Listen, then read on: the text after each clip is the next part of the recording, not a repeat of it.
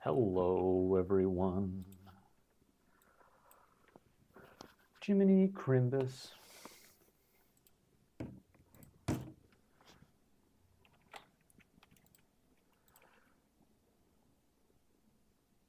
Hope everyone's having a very dairy, merry day.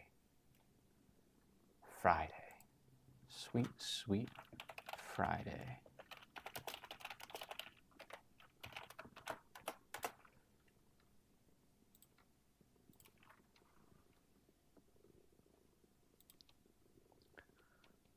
Let's just fix chat here. Bump, bump, bump, bump. Perfect. Let's get on this server. Let's get on into this here server. Sting, my man, my myth, my legend, my liege. How's it going? Talking to Mini-Man on Discord about Fringe. Great show, great show.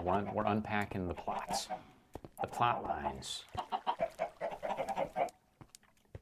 We put up a Christmas tree, Sting. I don't think you were around for that, but Crimbulus time.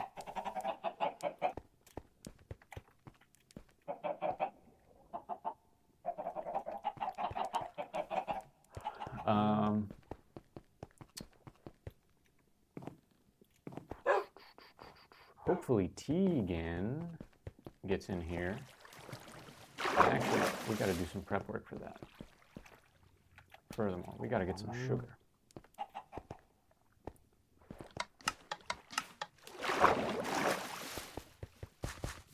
Yes, I skipped the Game Awards, and I still honestly haven't seen anything from it. But other than that Harrison Ford rolled up.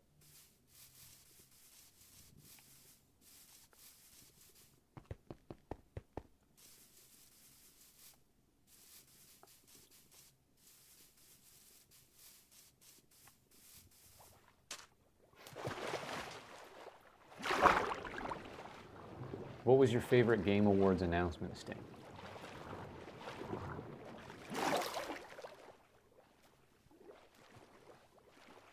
Killing Floor 3, Borderlands 4.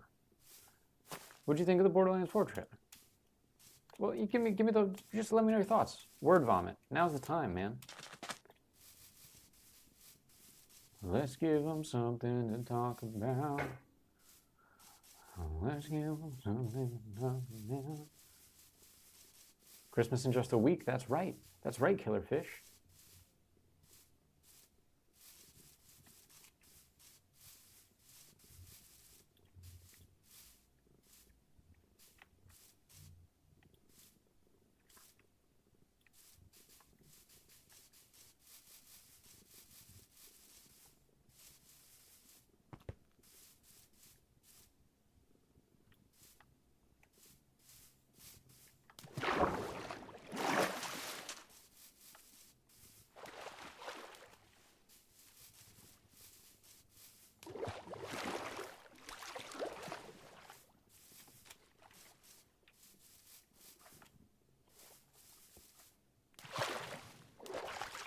It was pretty all right. Didn't reveal too much. Zane is returning as a Vault Hunter or just as a character? Same Vault Hunter twice? That would kind of be hype.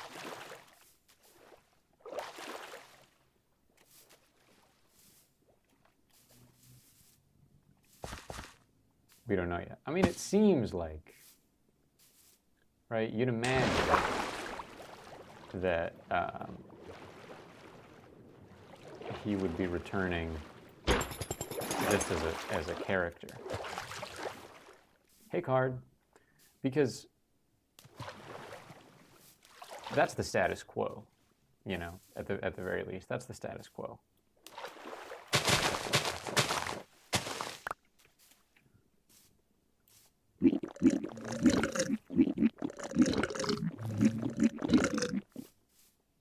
I don't know that I'm going to get into the B mod.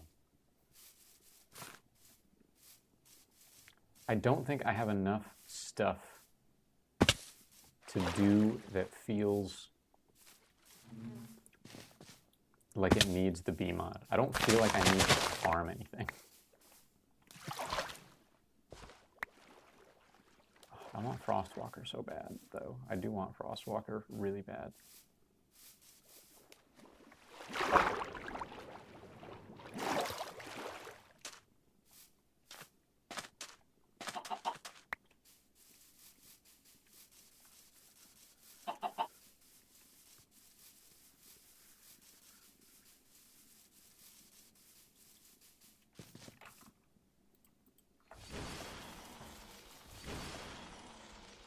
Reed nest? Wait.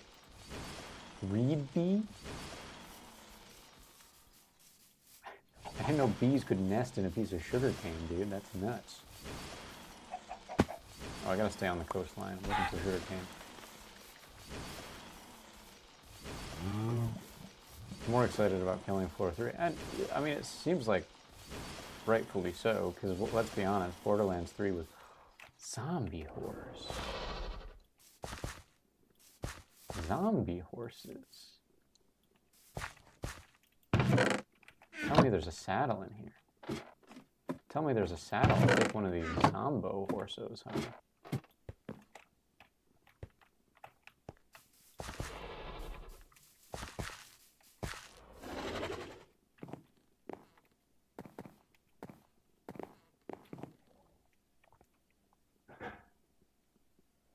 Hey, Card, I'm sorry you're not feeling well.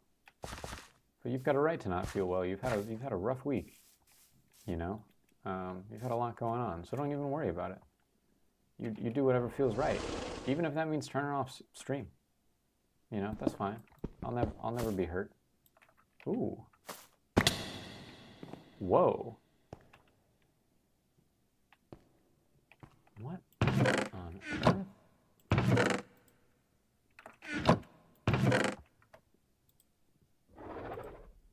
Subterranean. I'll take these chains. I'm gonna be using chains. Got horse armor. I would love a saddle. What an interesting leather horse armor. What an interesting catacomb we find ourselves in. Shocked we haven't found a saddle yet.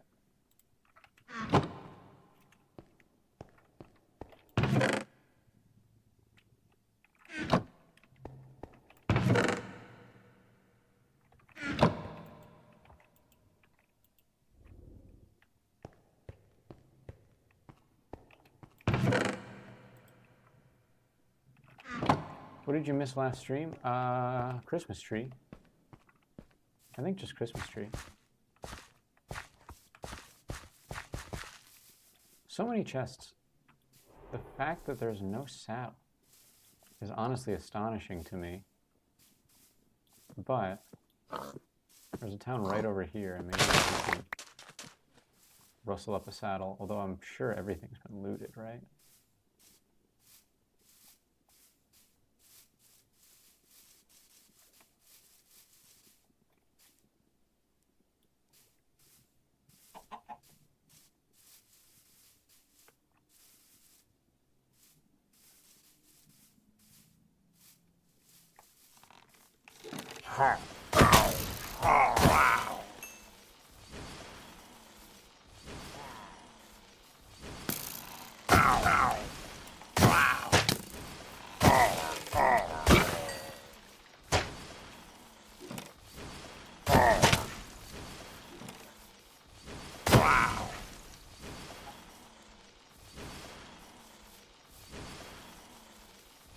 Villager outpost.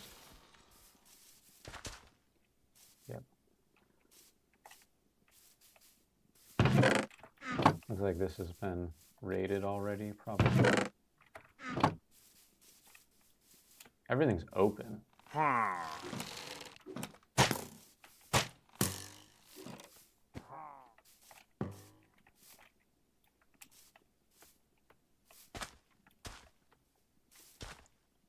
It looks like some stuff was burned. So yeah, I think this was already looted.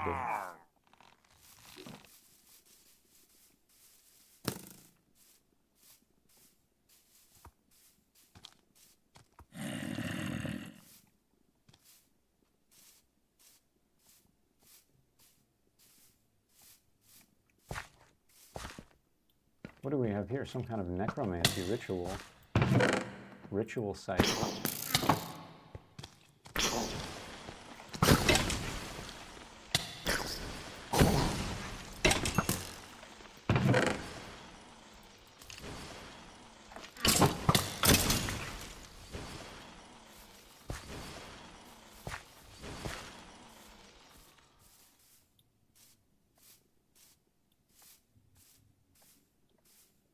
Surprisingly dense area. Surprisingly large amount of stuff.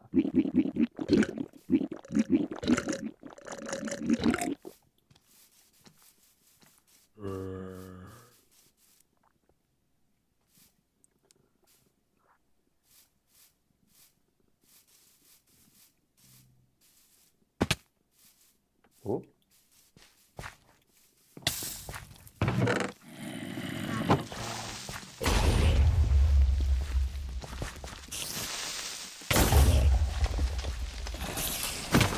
Super density is always horrible.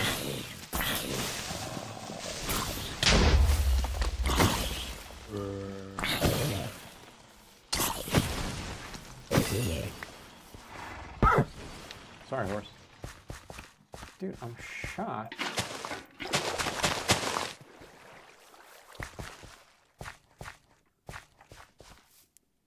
Shocked that I can't find a saddle anywhere.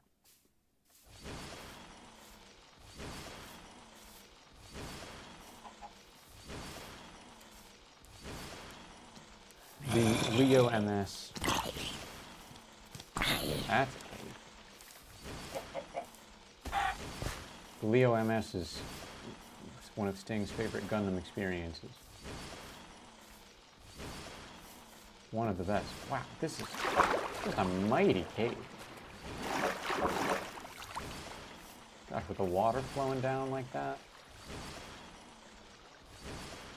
Really, just something special by the looks of things.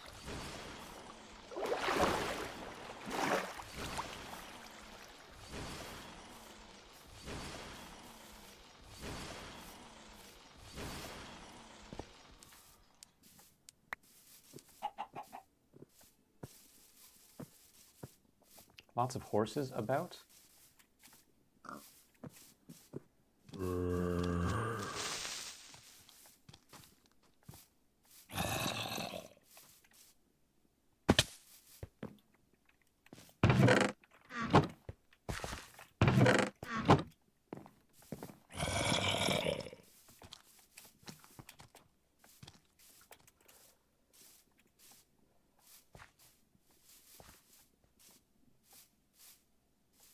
Let's try to...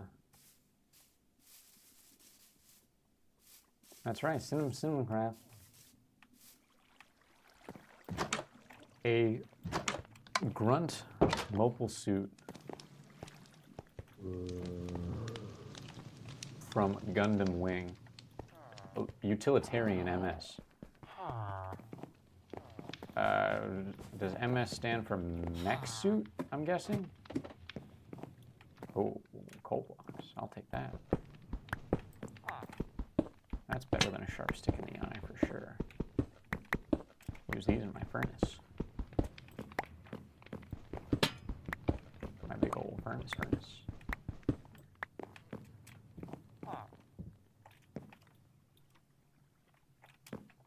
Close, mobile suit. Ah, that makes sense. Mobile suit Gundam, MS, mobile suit. I'll try to get with the program better next time, Sting. I'm sorry.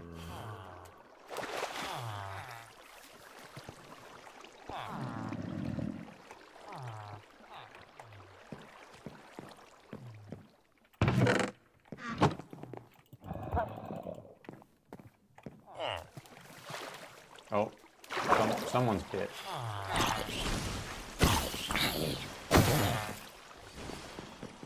Someone's been bit by that zombie. A plague is going to spread now.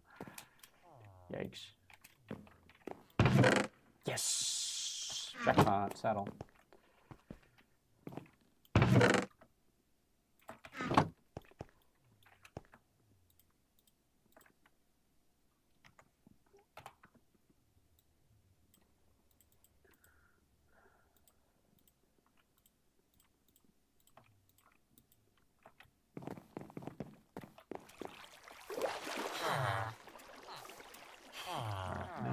Look at the mini map.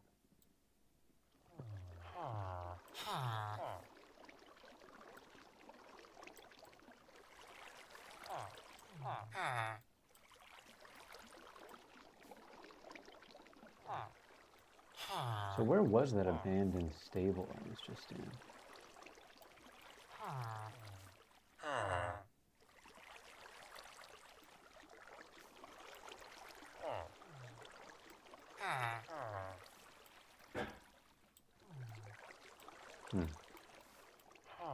Shoot, it's really hard to tell actually. Oh, okay, wait a minute. Oh, this is it. This is it right here.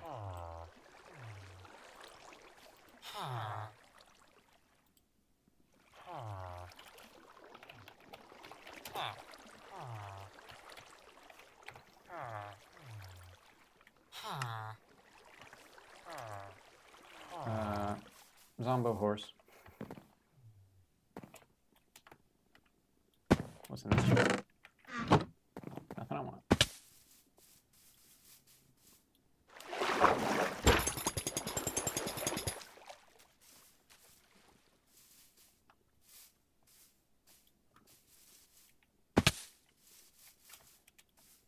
I think zombie horses have exceptional stats.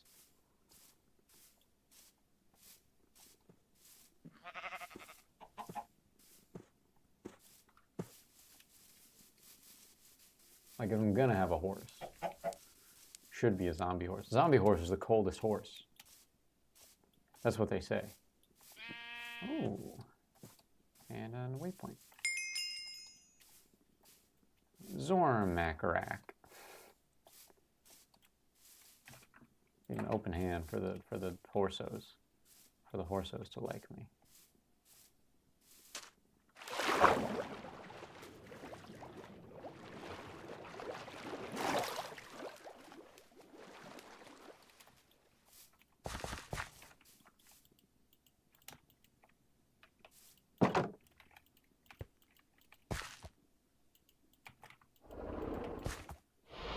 Are the horses not?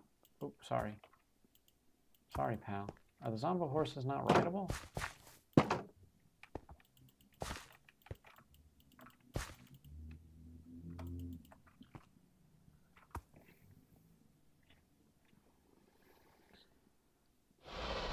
Are zombie horses rideable?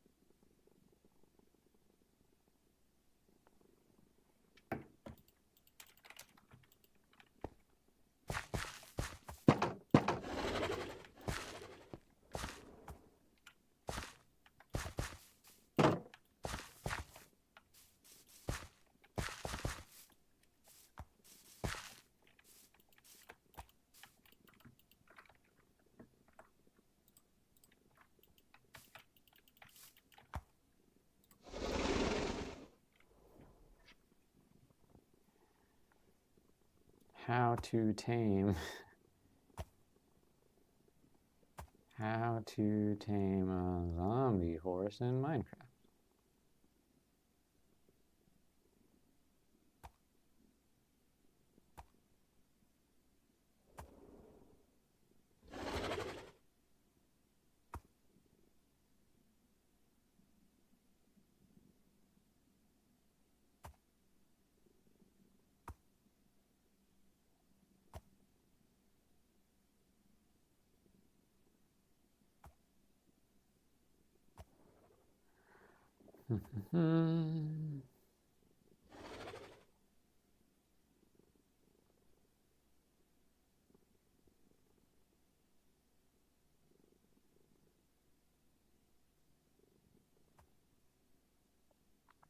I think I need to tame it with a command.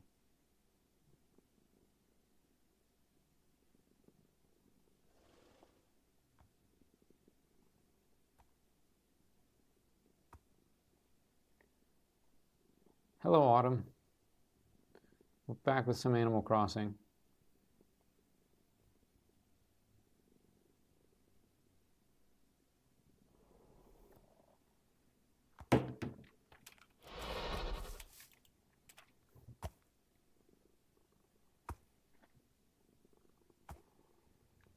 Tame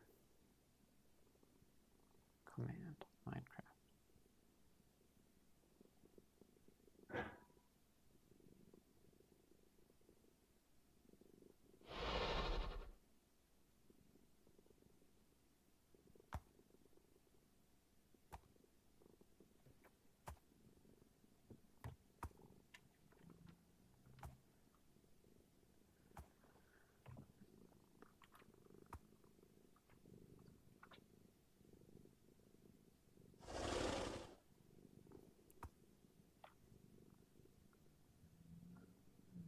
The ride command. Like, I can summon one tamed, but that feels cheaty.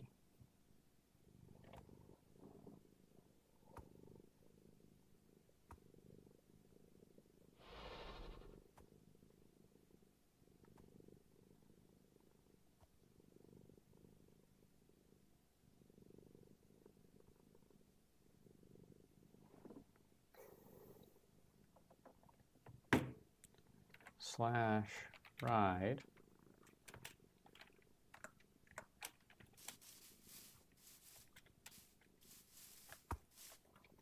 slash ride revisiting material mount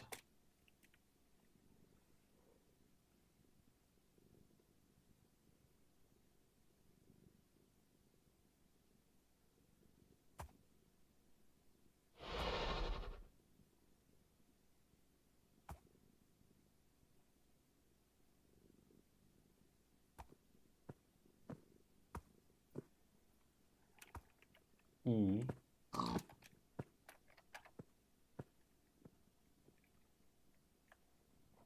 it's a zombie horse.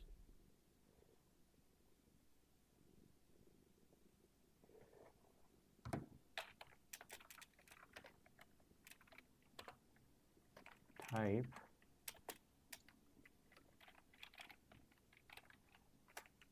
Minecraft zombie horse.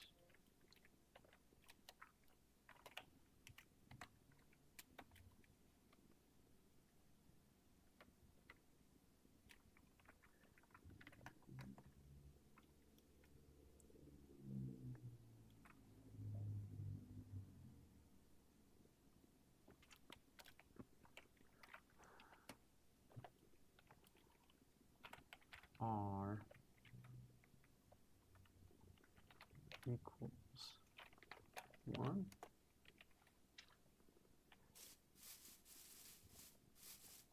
Where's that zombie horse? Maybe I could use a trap. Let me use a trapped one.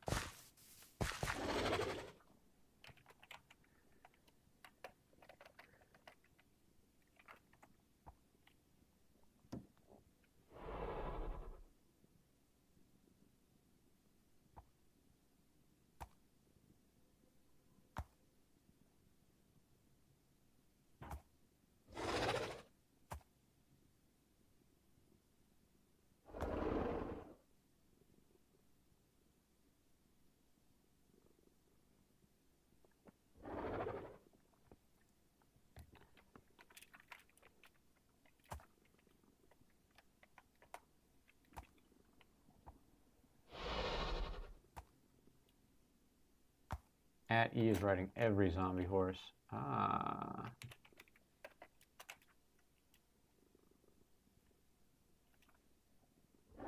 S. No, you can't right click it.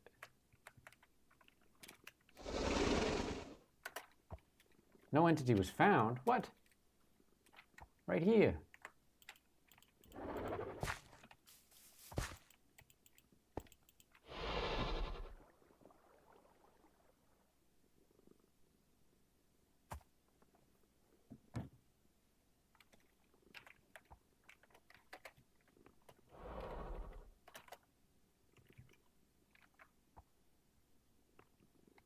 Distance 5. What?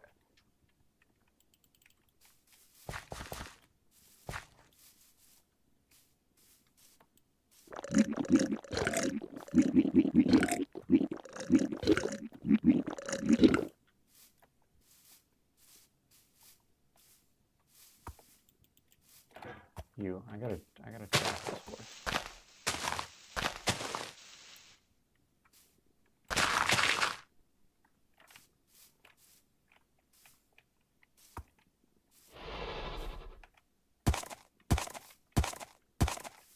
I know, I'm sorry. I'm a mean man.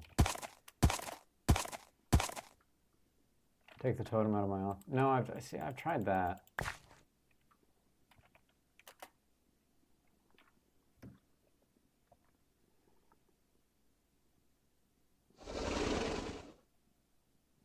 I think, hold on.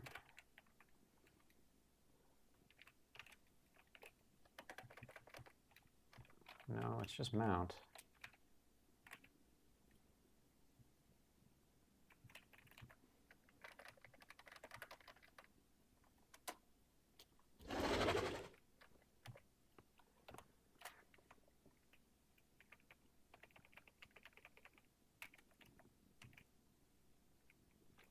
Maybe if I name it?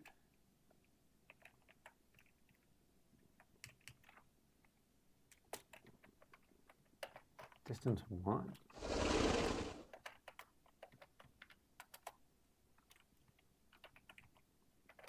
Distance 0.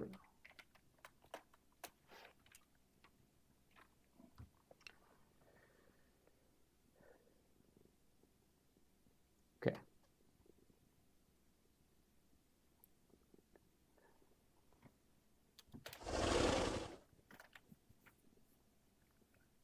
Ride at S-type Minecraft zombie horse.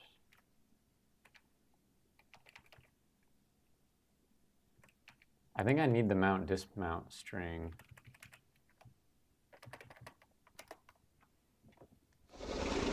Also, welcome back, Jay.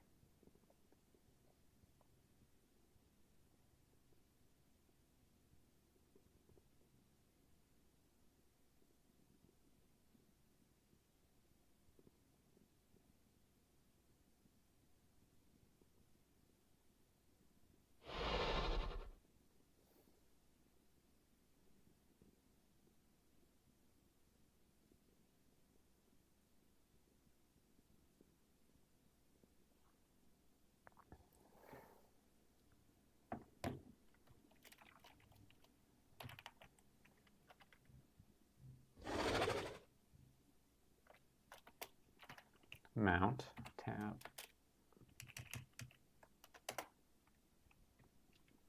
Oh.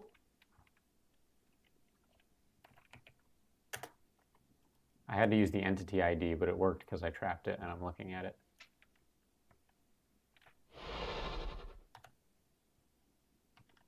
I haven't tamed it yet.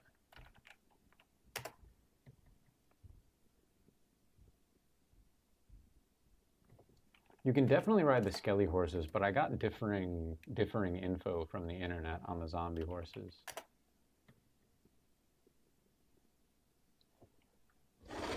Love me. Love me. Be okay with me.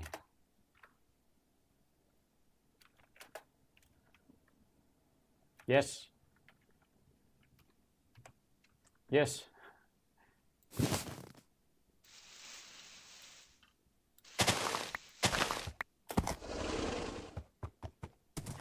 And it's the slowest horse in the world. Okay, we're going back to your pen, buddy.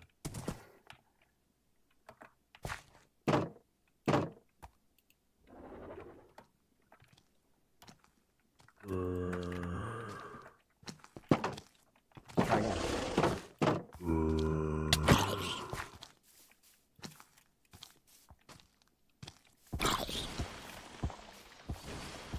Yeah, actually, I feel really bad trapping you again. I feel really bad doing that. Be free. Be a free zombie horse. Meanwhile, you, on the other hand...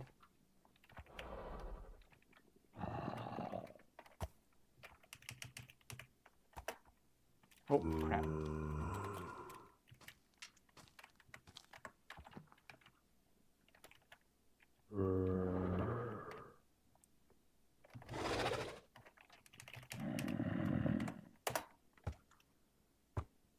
This one feels zippy.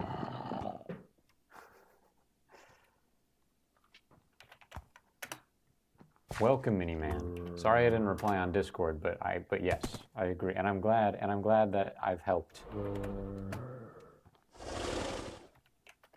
That I've helped with the fringe. What you having for dinner, dude? Okay, that's good. Well, this one feels zippier.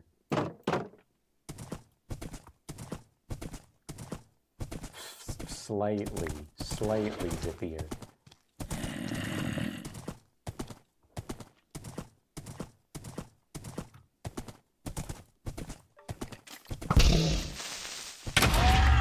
Oh my god! The skeleton stunned it, and the creeper blew it up.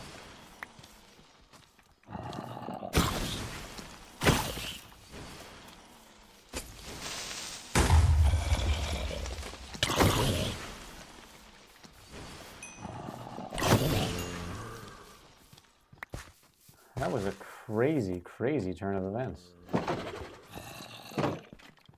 All right.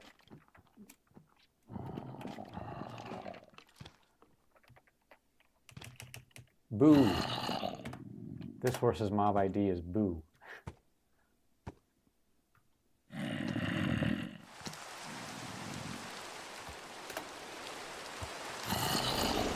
Wow, Minecraft just wants there to be a million monsters outside. Wasn't that a crazy turn of events, though, the way that skeleton and creeper wombo comboed my horse? I like sort of feel bad for putting it in that situation. But at the same time,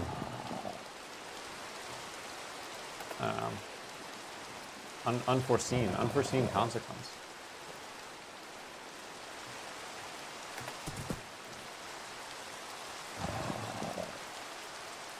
Let's see what you got, horsey.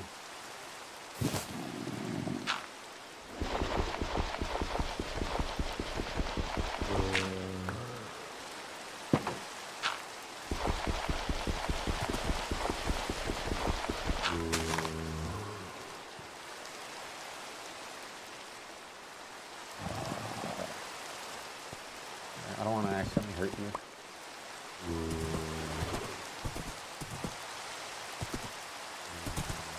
I think this one is very slightly the fastest. Pretty good jump. Decent jump. Kind of like astonishing, though. Yes, you can naturally ride. Like, under normal conditions, zombie horses can't spawn in the game. This is only working because of, like, one of the mods adds a structure that has zombie horses, which I've found here. And now I want a zombie horse, and I have one.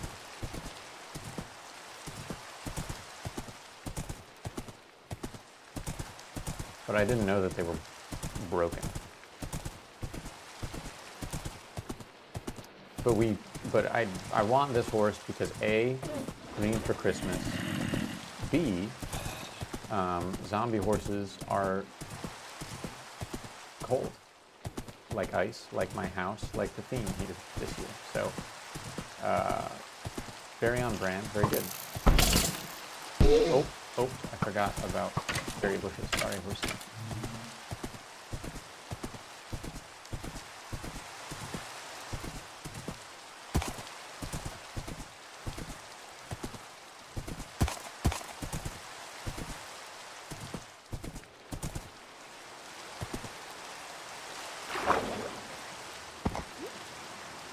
Can a zombie horse drown because they are a zombie? Seemingly the answer is no. That's a pretty goated, actually. That's pretty good.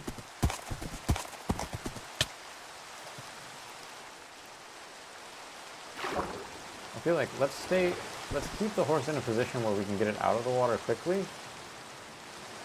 But like,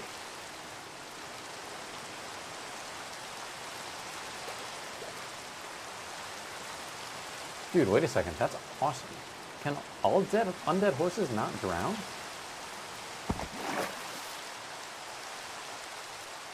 That is an insane benefit.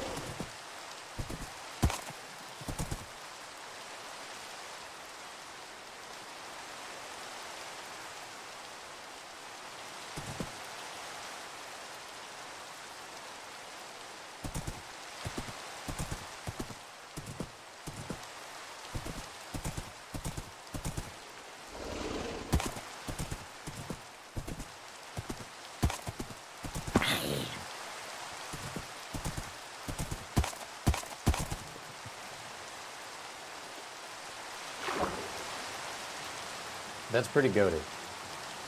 I did not know that. I will definitely be using that in my next vanilla playthrough as well.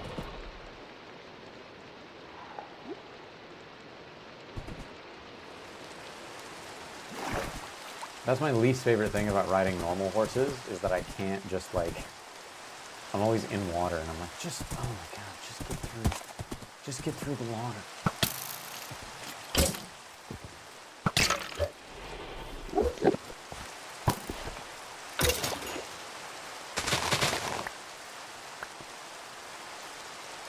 Good boy. This horse is Boo. We gotta name him Boo.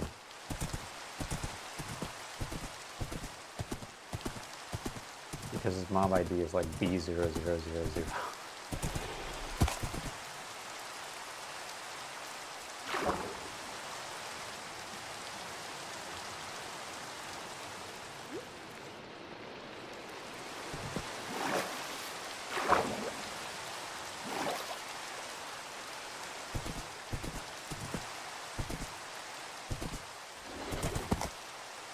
Decent jump. I think it's 3 blocks, if I had to guess.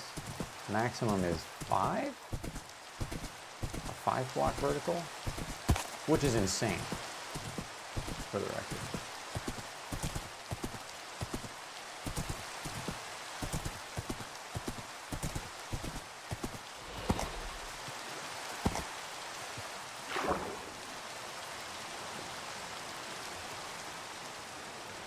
Mike's gravestone down here.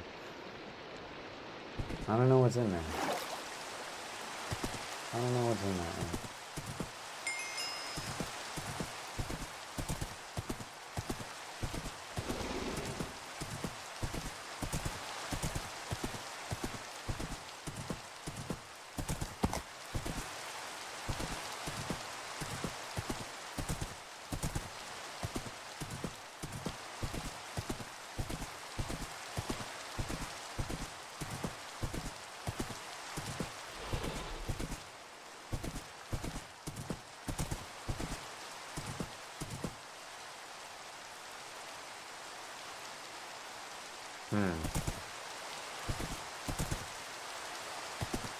Honestly, wasn't expecting to have a horse. I think we're just going to do this for now.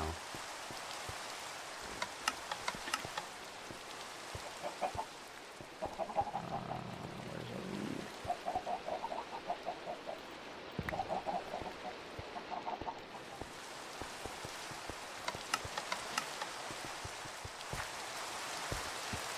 Come on, Hanson. Attaboy. And they have no slot for horse armor. Put the horse on the roof. Horse on the roof. Problem is that I would then need to build a bridge off the roof. And I don't know that I'm willing to do that, Autumn. I could just keep him like underwater. Wait a minute, that's sick actually. That's actually dope. Hold on.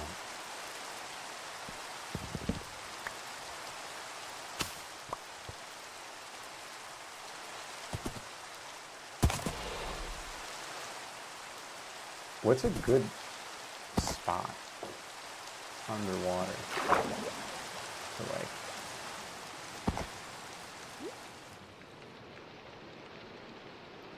So I want to leave them in a spot that's like kind of accessible, actually.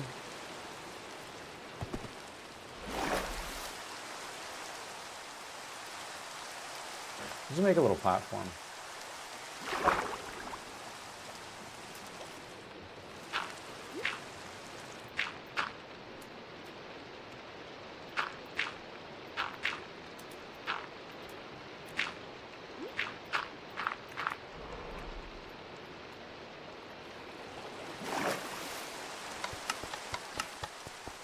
Hey, Kid with the Uke.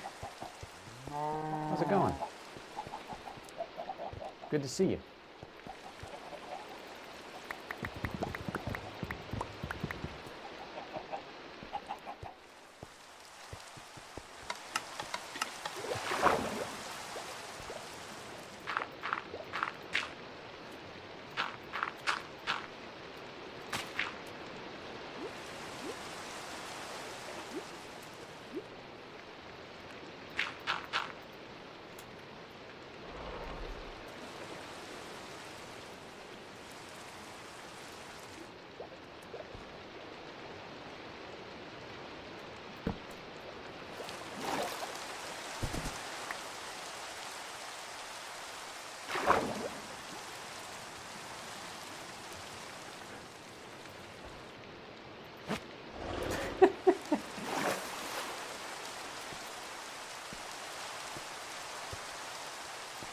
Just rise up out of the water room? Yeah, dude.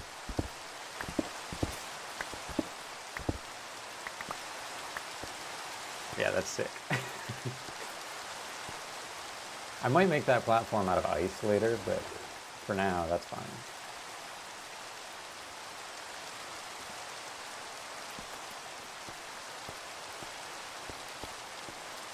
Let's name him.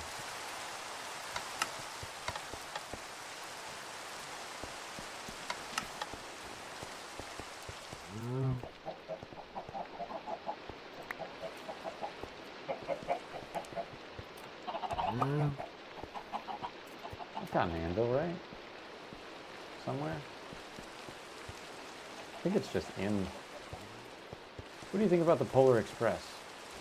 I was thinking about the Polar Express today, actually. What do I think about the Polar Express?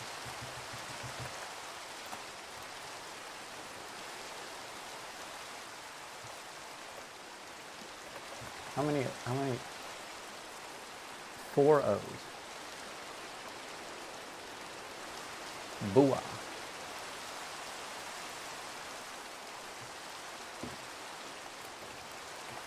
Booah.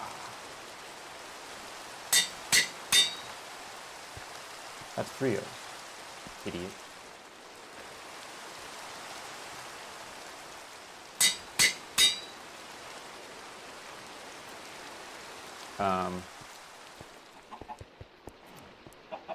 I think the Polar Express is an interesting experiment that I'm glad Tom Hanks got to be a part of. It scared me a lot when I was a kid. I remember I saw that movie in theaters with my dad, and it was so... I have a thing that happens to me that I think happens to a lot of people, but some like movies and TV shows trigger it more in me than others. Whereas like I will catch stress. I will catch fictional stress. If it's delivered properly in a narrative, I will catch it in a really tangible way. Where it's like, it's not that the show isn't good. It's not that I'm like, oh, I need to turn this off right now. But like one show that's a little more contemporary that does it to me is Atlanta. The Donald Glover Atlanta show. When I can only watch like 2 or 3 episodes of that at a time max, because it's just like I just fucking feel the main character's constant stress. But like it's not every show. Like The Bear, I don't get stressed out when I watch The Bear, because it's not delivered the same way. It's not delivered in like a reasonable enough way. And I remember watching The Polar Express in theaters with my dad and my brother when I was a kid. And feeling when they get lost in the North Pole and they're not where they're supposed to be. And there's this constant, it's like it like builds from the beginning of the movie when they start messing with the train and the train gets thrown off course. There was this very juvenile feeling anxiety that it instilled in me of like, I'm in trouble, they're in trouble, they're gonna be in so much trouble. Oh my God, they're messing up Santa's workshop. They're breaking into Santa's work. They're not where they're supposed to be. They're gonna be in so much trouble. And I remember it all culminated in the scene where they're like where the elves are making toys and they're not supposed to be. And the elves like notice that they're intruders. And the elves all start like looking for them and they're like, they need to escape from all the elves that are looking for them because the elves are like, oh, you can't be back here. And they get in a weird like jettison tube or something and they end up with the presents in Santa's sleigh. And I remember during that moment, all of the stress of getting caught and getting in trouble culminated. And I just started weeping in the theater, like holding my dad tight. I was like 6, right? Holding my dad tight and weeping because it stressed my little kid brain out so much. The idea that these characters were like, that like Santa could find out and be disappointed in them was like, just ripped me apart.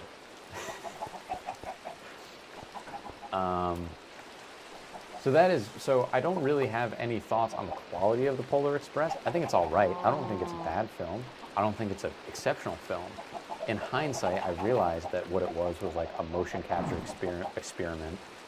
How many roles can Tom Hanks play? Can Tom Hanks play a little kid with motion capture? Can we make a movie feel like the way a book was illustrated?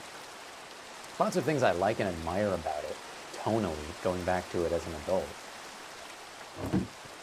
But the like most profound observation I can make about the Polar Express is like real fucking stressful movie for little kid me. That's crazy. I've maxed out my totem of undying supply.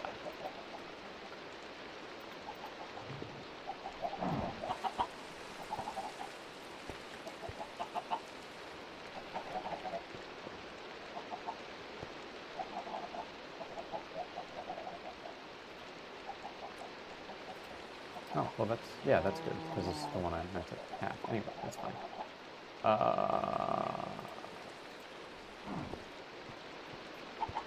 This reed nest is really going to confuse me in a way that I don't know I'm prepared for.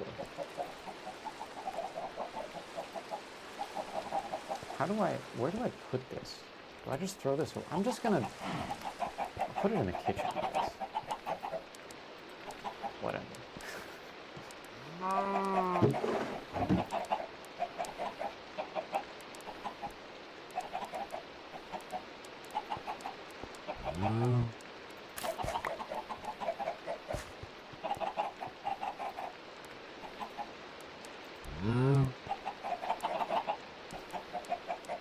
Where's all my ginger at?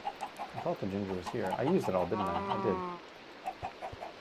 What kind of ramen you eating, Kid with a U? You ever make special ramen?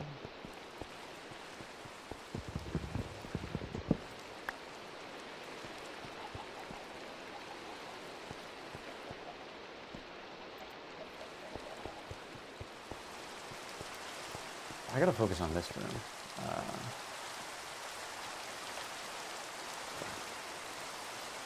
Thermal magnifier. Blackstone, nether brick, magma block. Do I have blackstone?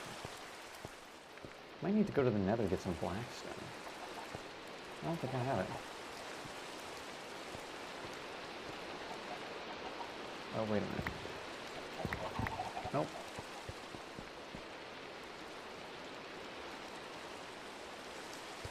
Oh, Cuppo noodles. Cuppo noodles. There's nothing wrong with Cuppo noodles. I eat those at work a lot of the time. For my lunch. for my lunch at work.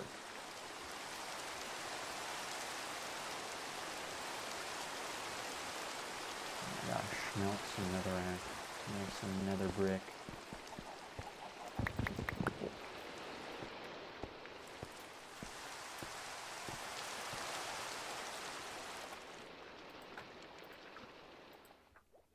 Did the Polar Express stress anyone else out or just me?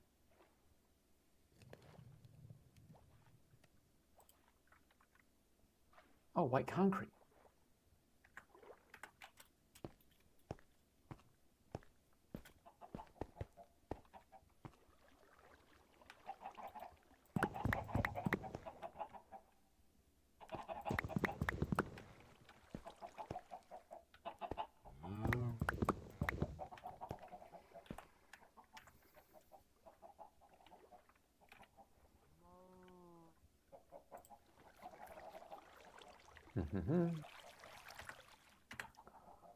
All right, so I think that was 1, 2, 3. 1, 2, 3, 4, and it was clay, not gravel. Do I have clay?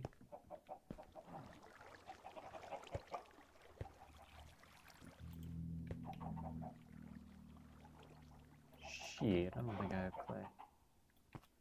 Let's go see if we can find some.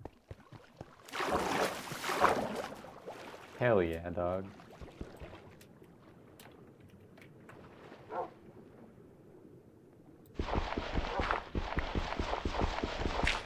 I think we literally only need 2 pieces. This is why I so touched it.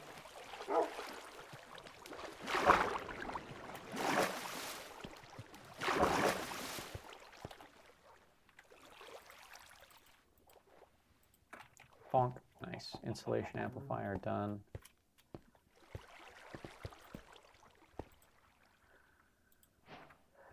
And then we need the magma block and the lava bucket.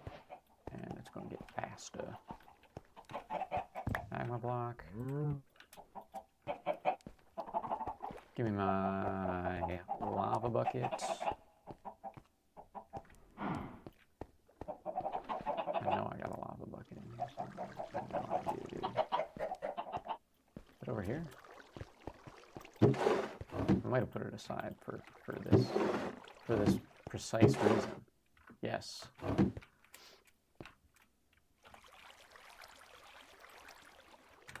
Got it. Boom. Boom. Boom. Whoop. Boom. Boom. Boom.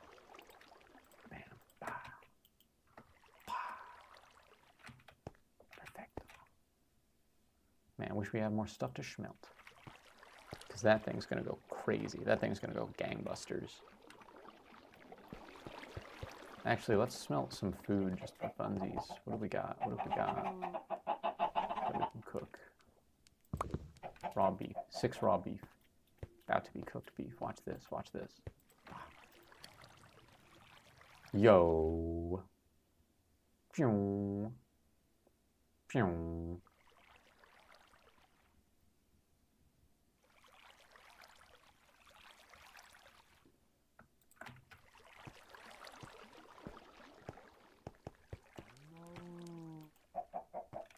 Awesome. Awesome sauce. All right.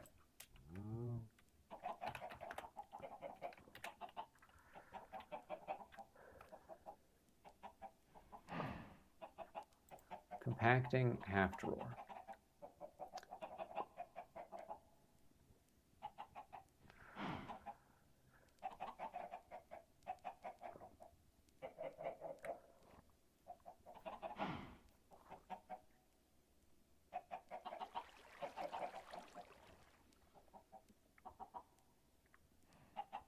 Holds 64 stacks per drawer, holds 128 stacks per drawer. That's just insane. 64 stacks. 64 stacks of any one. We can do the half drawers.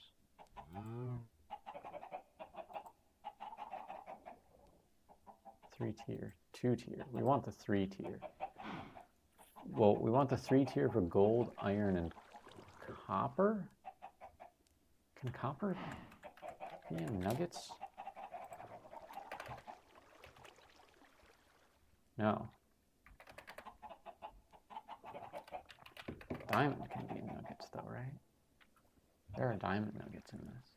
Diamond fragment. Yes.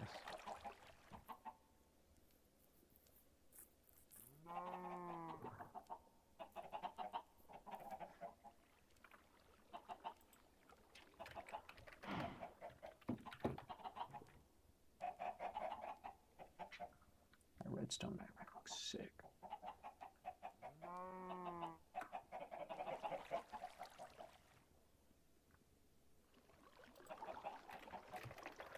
All right, so we want 3 of the 3 tier, and everything else can be 2 tier.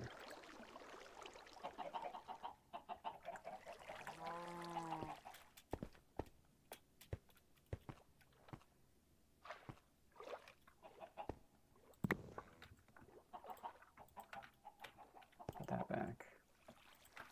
Put that away. Oh, I don't have a home for something like this. Do I have a home for something like this? Yeah.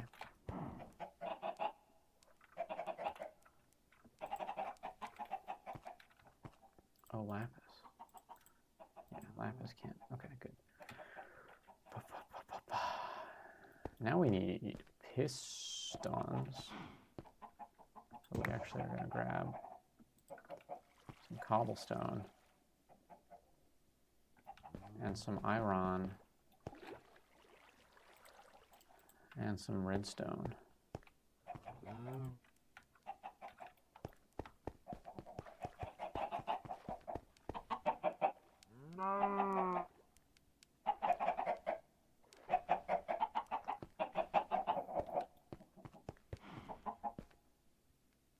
Oh, and wood. Pistons need wood.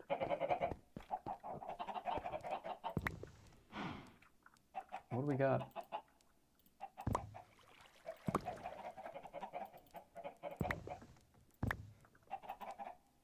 Where we got a good amount of wood? That's more like it.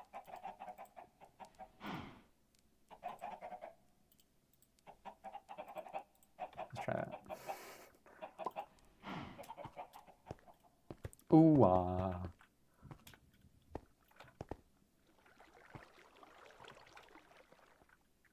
Alright, let's just make these one at a time, starting with the 3-tiered. Oh god, I forgot how.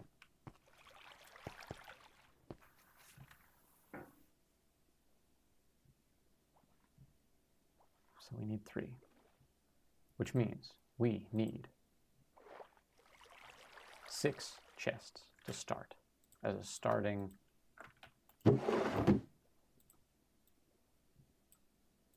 2, 3, 4, 5, 6. We're gonna need more wood.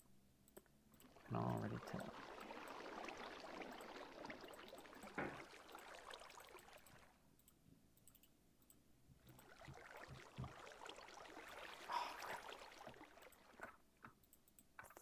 I think we have more spruce slabs. Are you an MLG pro? Yeah, dude, you've seen me game. You know how good I am at that game. Video game? Easy. Video game more like no problem. No problem at all.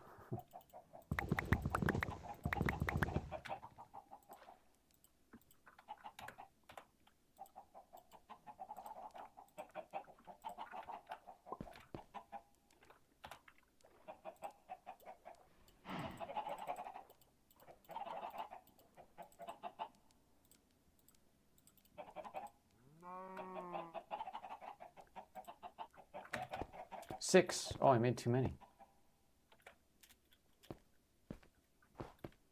Wait a minute, and these are the wrong shape. Wait, no, 2 by 2.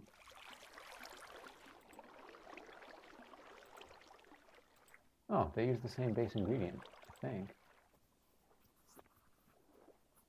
Oh, okay, that's fine. We're good. We're good. All right, we will need 6 pistons, however. 1, 1, 2, 3, 4, 5, 6. 1, 2, 3, 4, 5, 6. 1, 2, 3, 4, 5, 6.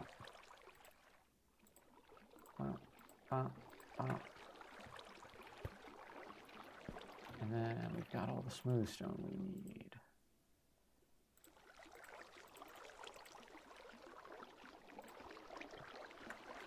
Oops.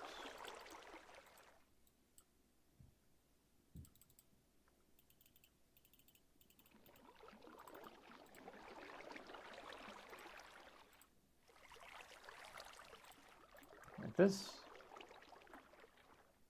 3 of them.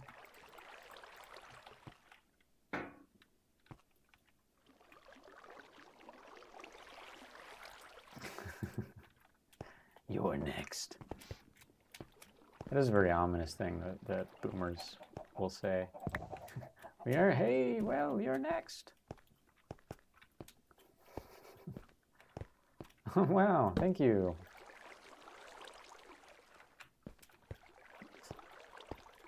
The American dream is a preconceived design, eh?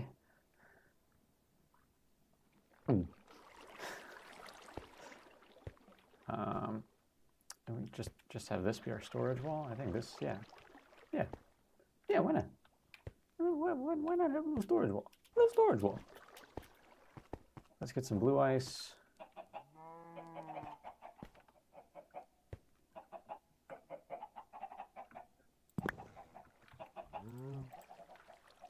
And some packed ice. Why not? Why not? Yeah, why not? Yeah, why not have a weird little storage wall? A little bit of blue ice and packed ice. Make the compass paint draw look nice.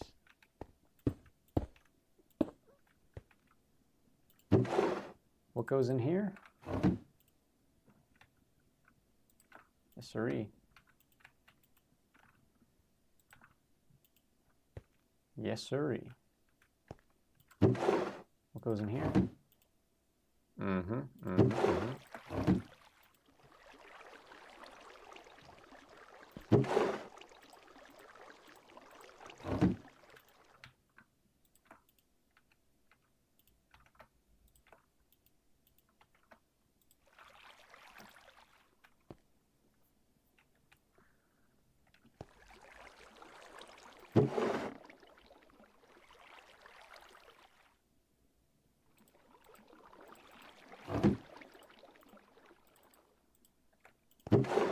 All right, so what we've got left is redstone, coal, lapis, and emerald, and copper.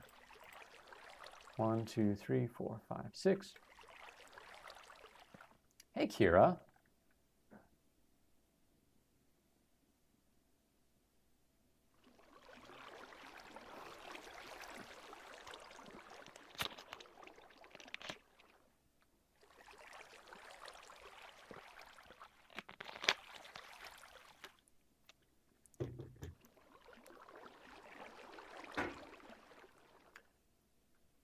Going to a park without a kid is not a good look.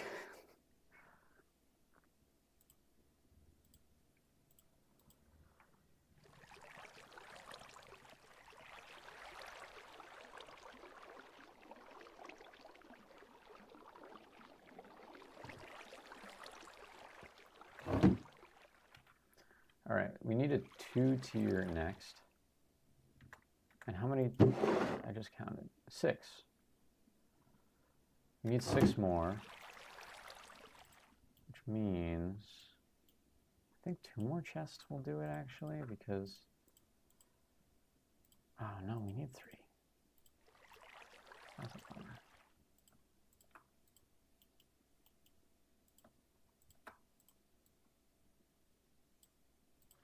Right, oh no, we need 4. Oh, that's a really annoying situation. And then we don't got enough to make pistons.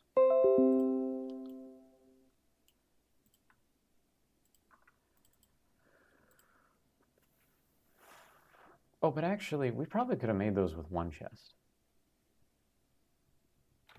in hindsight's 2020. We could have definitely made those with one chest. It's fine. I'm not worried about it.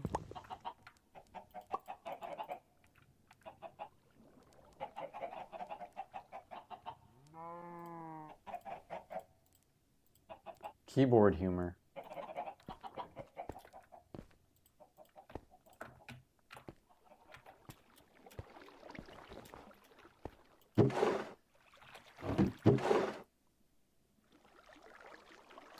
What's going on, Kira? You traveling for the holidays?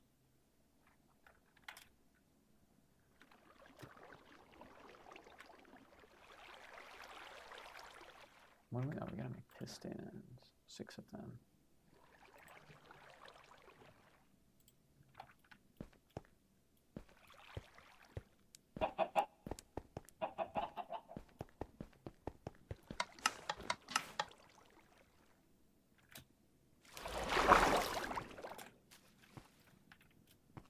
I've been meaning to terraform this a little bit. I'm gonna take that opportunity now.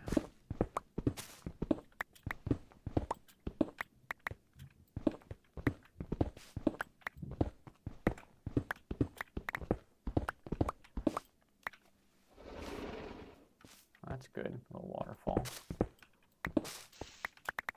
Yeah, is everything okay?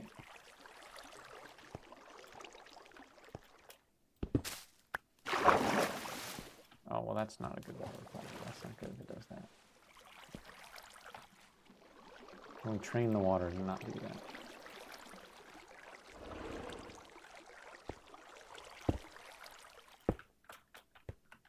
that? Yeah, I mean, that's...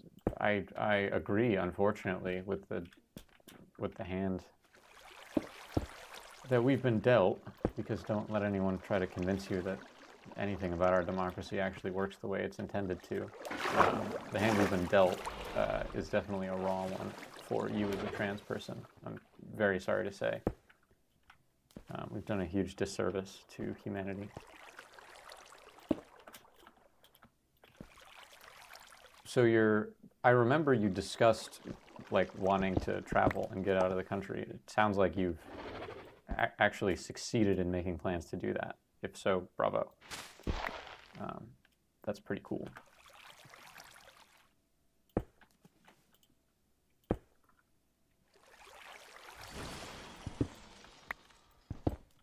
Whoop, water. Don't do anything funny now, water.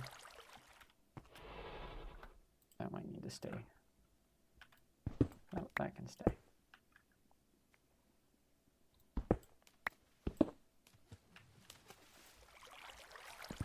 Good.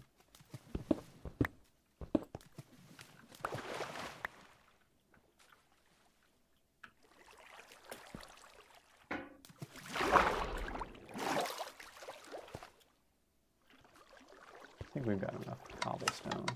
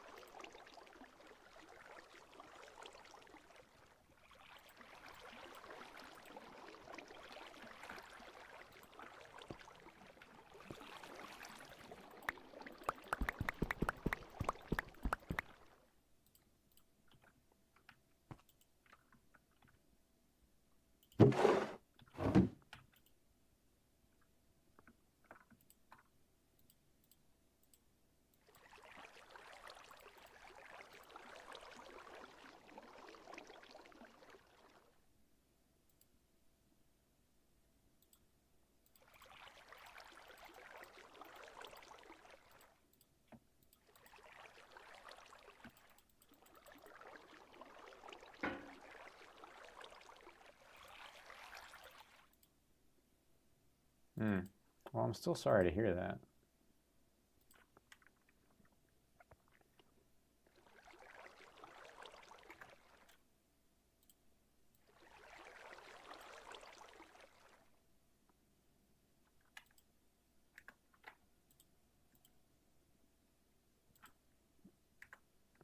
The drawer, and iron, which we don't have enough of, annoyingly.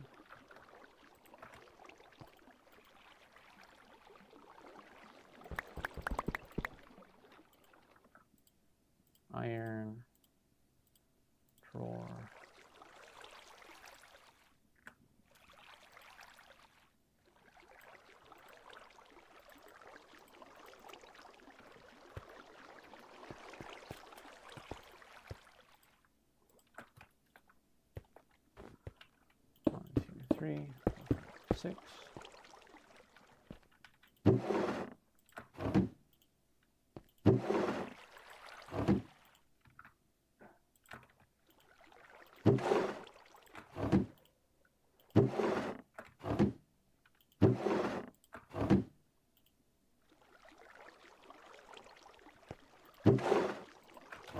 Yeah, and do what you need to do to feel safe.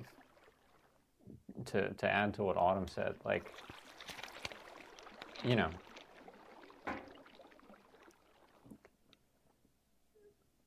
to whatever degree, that the world as it is now has made you uncomfortable. That's unfortunate. That is a disservice to you. You shouldn't feel uncomfortable being who you are. And furthermore, like, it's the thing that I find so aggravating about it is that it's not even remotely close to a political issue. It is not in any way a political issue, because it's not a. It's I don't know. I don't want to get too far into it, but you know, it's problems like this when they are brought into the limelight by people in power. They are done so as a tool of control, as a way to pry on people's fears and people's resistance to change and people's prejudices, usually to distract from the real problems, whatever they may be. And the cost that has to real human beings, especially children, is astonishing. And it's done for completely selfish reasons. It's like, I really kind of believe that these people, like, I don't think Trump actually fucking cares about any of it, to be honest. I don't think these politicians and these CEOs, and like, I don't think they really actually care one way or another at all. I just think that, like, controversial topics that graze, like, religion and social conventions and cultural history, that are divisive based on age demographics primarily, as opposed to other, like, ways demographics are usually spread out, that creates generational dissonance between, like, old people and young people.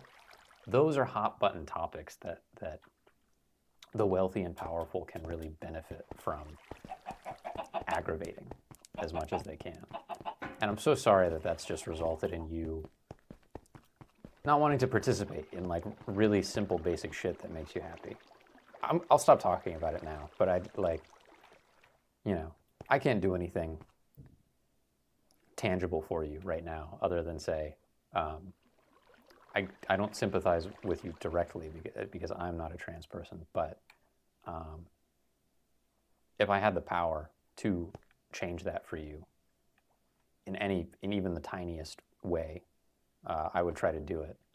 And, while I can't vouch for every single member of this community, know that my DMs on Discord are a safe place. And, a lot of the talkative members of this community, like Card and Autumn, Violet Witch, Yasone, Zinc, some of my personal friends are also, I think, safe. But I'll leave it there because it's talking in circles at this point. But that, in summary, that sucks.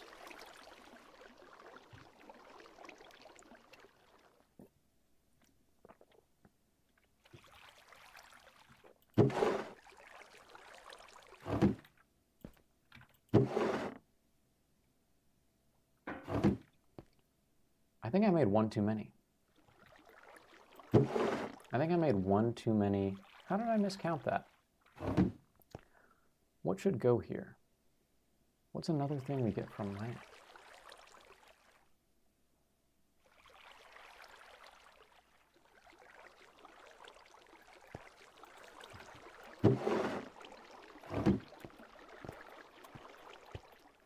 I guess there are various stones and things that we get from mining.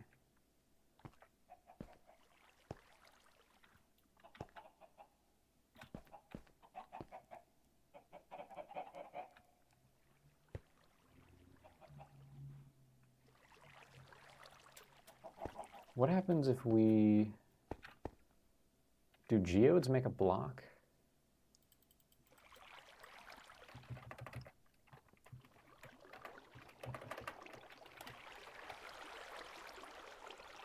No. Oh, amethyst. We can put amethyst here. Let's do that. Just because that kind of makes sense. And that'll round out our collection in a nice way.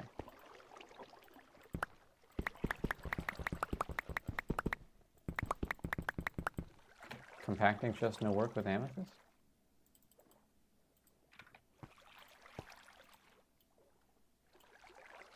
How do you make...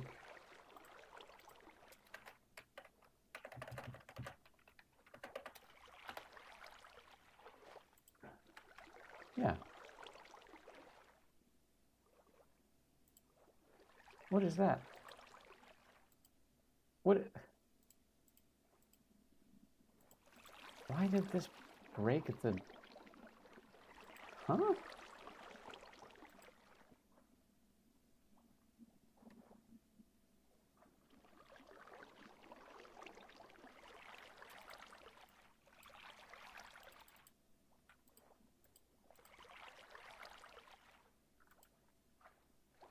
I wish there was a way to like disable a crafting recipe. How to disable a crafting recipe.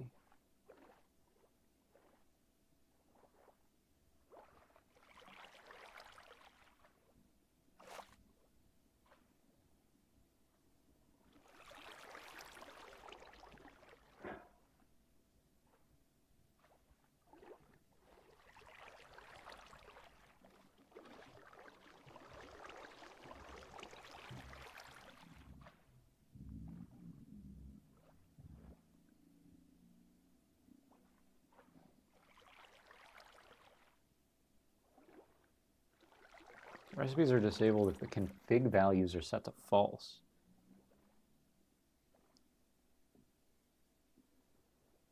Ugh, no. Okay, that's too much work. It just sucks that I can't even make like the freaking block.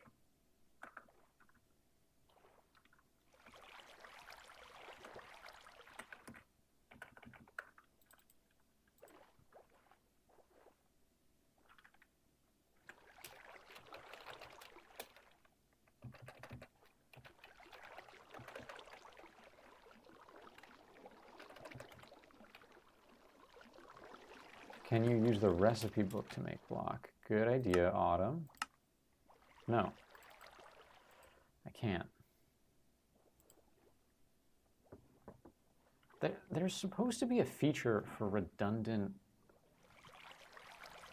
recipes in Just Enough Items.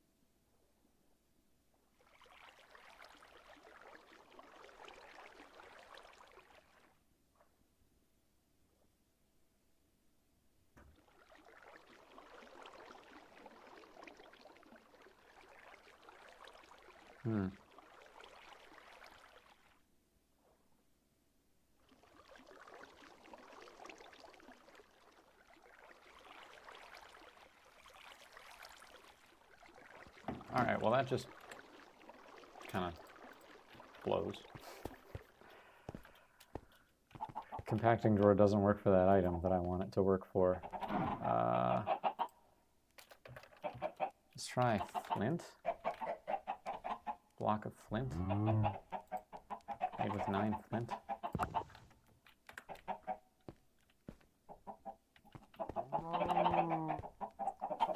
Amethyst would be better, but flint will work.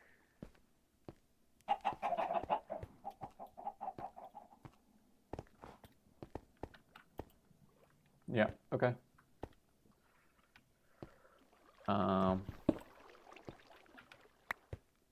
And then let's come up with some containers that are nicer looking.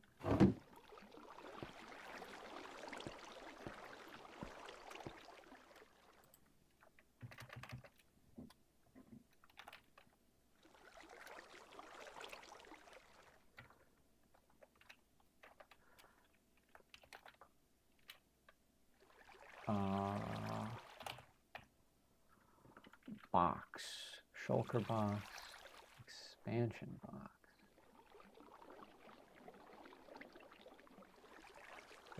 Those are for the bees. Crate. Barrel. Trunk.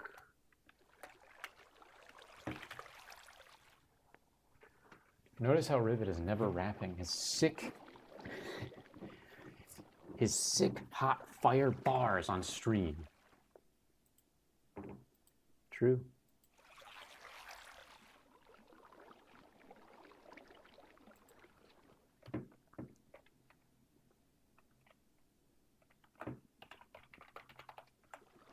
Let's see if Cluttered has anything that feels right, that also looks like it stores stuff. Ooh, card index.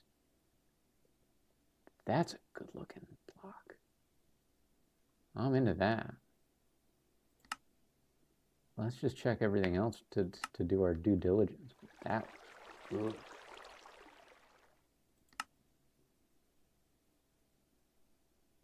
Potion shelf, dark wood cabinet.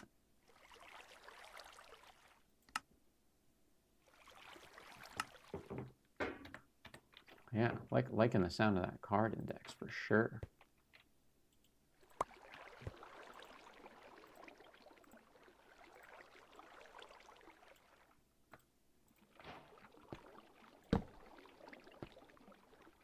About 2 blocks wide.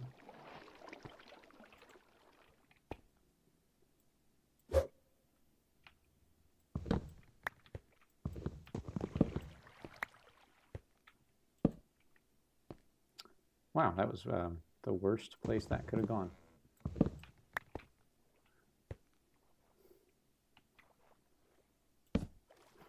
He's scared to initiate a rap battle.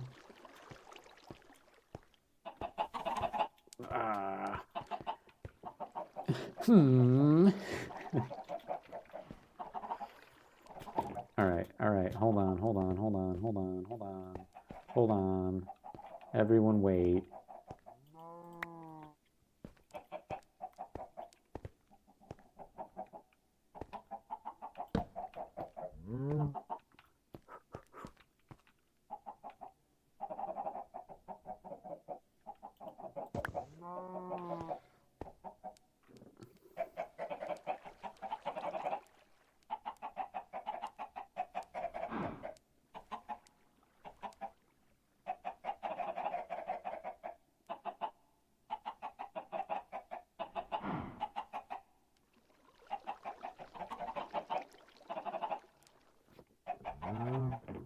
I have no ideas. I have no ideas for raps. Let's just let it flow.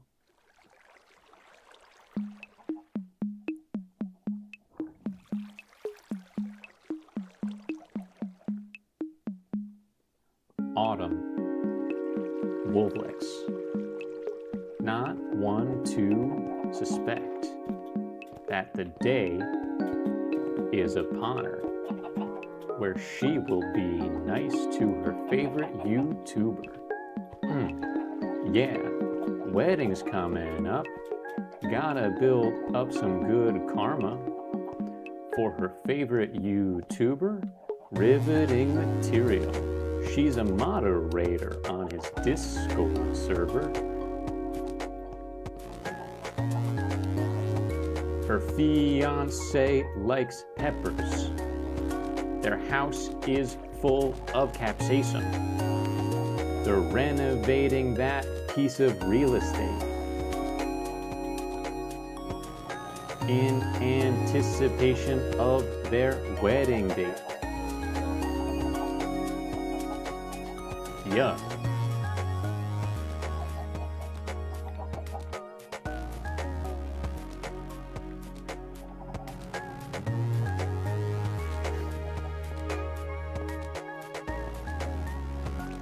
Liam is a nervous man.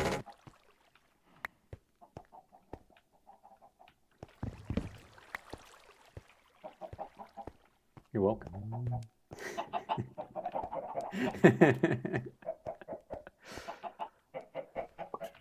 Okay, clearly that was not that was some post Tupac experimental jazz form iteration 3 stuff, Killerfish. So clearly that wasn't for your style. Please perform my wedding. If I couldn't, Autumn.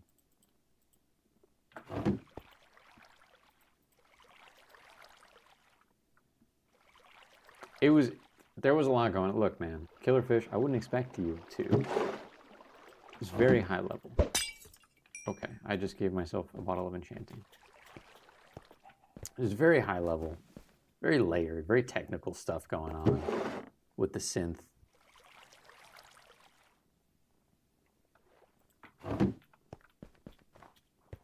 You need at least 5 years of education to actually understand everything I was doing there. And even then, you would understand it, but you wouldn't be able to replicate it.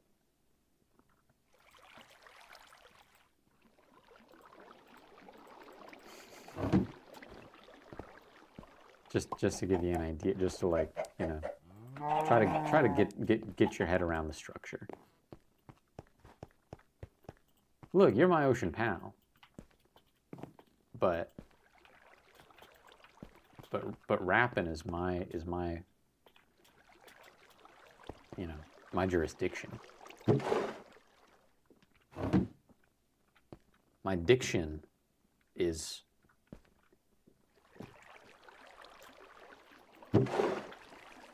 juris.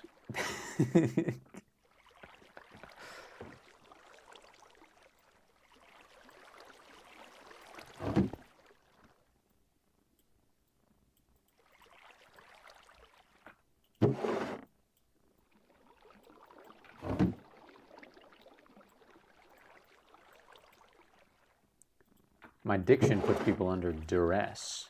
What the hell?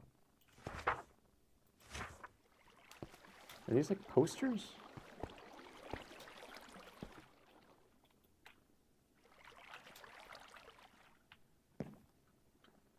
Autumn was looking for something to walk down the aisle to, and now she's found it.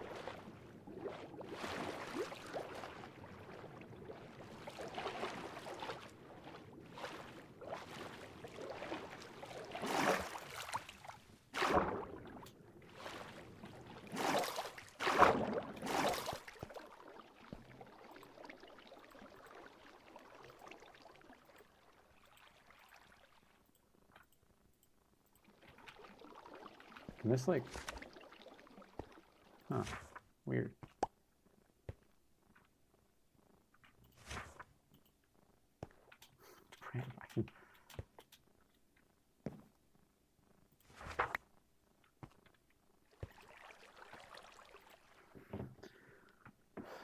Hitman was on sale for like 30 bucks on Steam, so I kind of had to get it.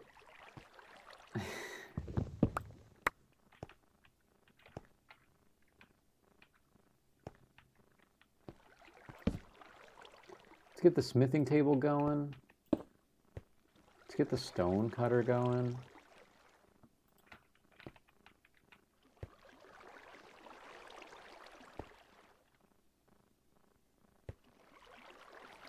Actually, I'm wondering, I think I want the smithing table. I think I want the anvil here and the smithing table here. That alone has given this room like quite the nice vibe, actually.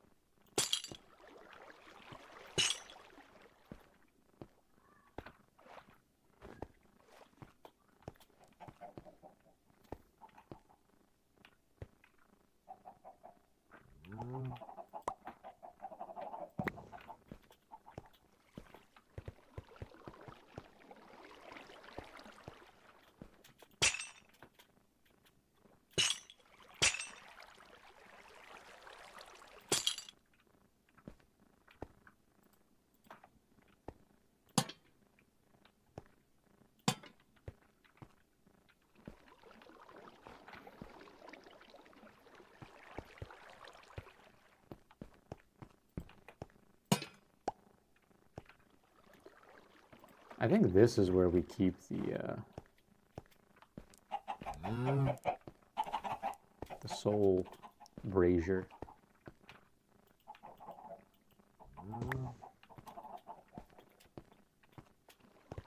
Brazier?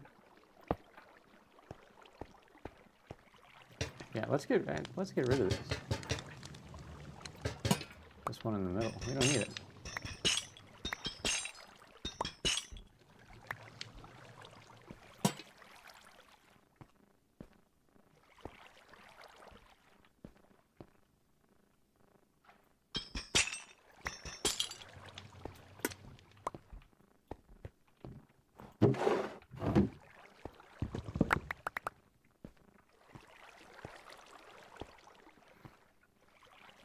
And then I think I want like some kind of trunk type thing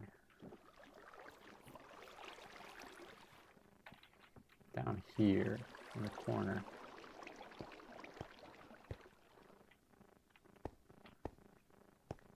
Like maybe even something on the floor too. I'm just surprised that Clutter doesn't just have like a, you know, like a trunk, like a case. Like a big suitcase or something. Like an old-fashioned, like, Hogwarts-ass trunk.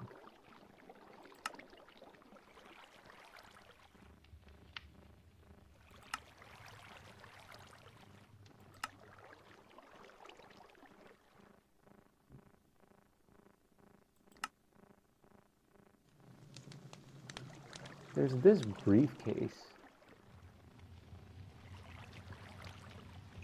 That ain't really it, though.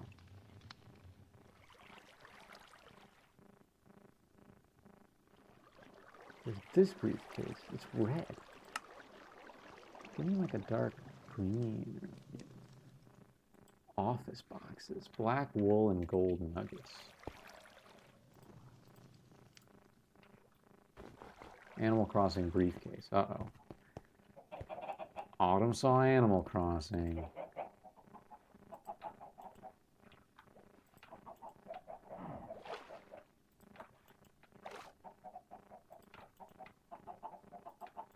I love how easy it is to put stuff away.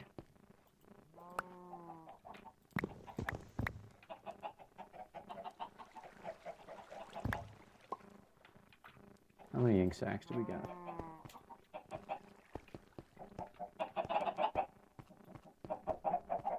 Oh, actually, matter of fact, let's not waste this wool. What little wool we have, because we can make it out of string. Do you like Annoying Orange? Like is a strong word. I do respect Annoying Orange.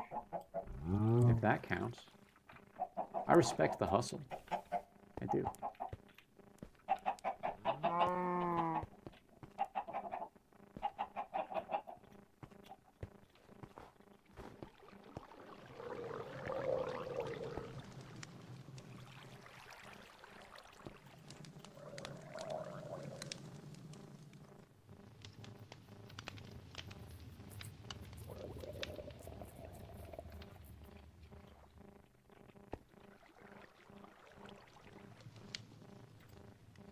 Three of these.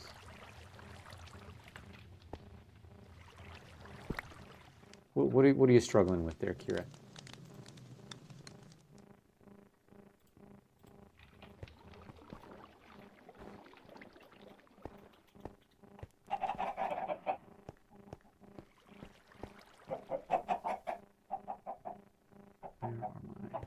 Where are my ink sacs?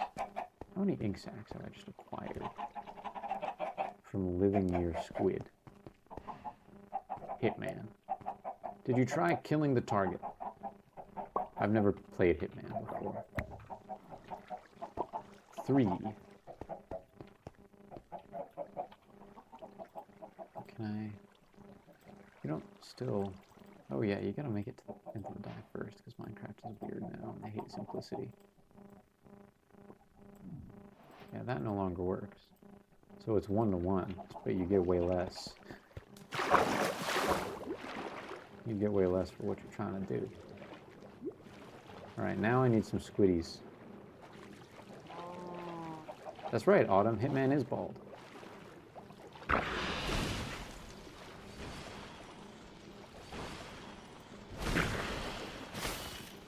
Yo, this squid is evading me like nobody's business.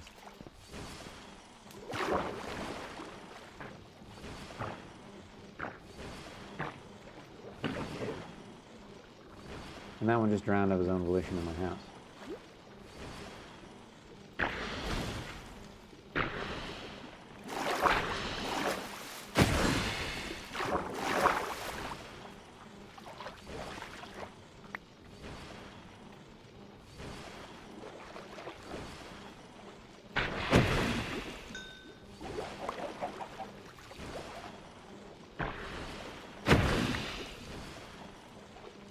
Bald gets a -2 to Christmas points, but +2 points every other time of year.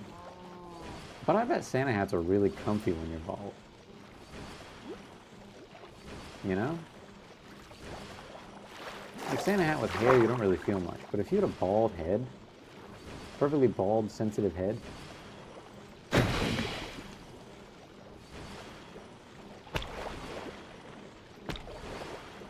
how many Christmas points do you have? What's a maximum Christmas score?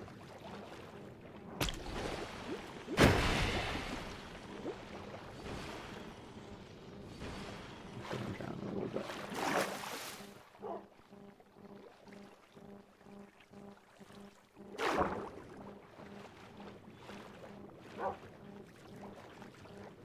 Oh yeah, but what if they put like Santa?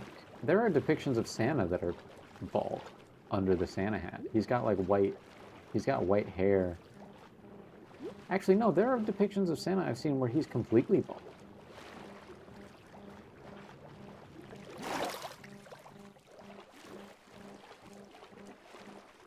Rudolph is the Santa in Rudolph is mostly bald.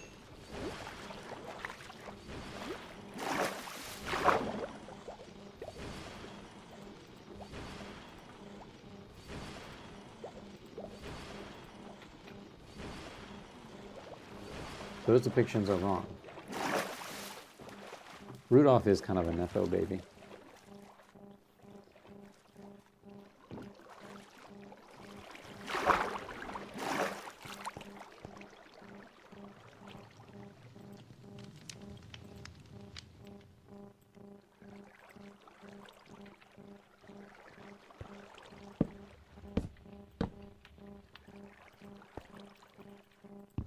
What? No storage in the office boxes? Lame. I actually wanted to use them for something, but that's fine. Well, that's actually like infuriating that those don't store anything. Why does this thing not work? Why can't I do that?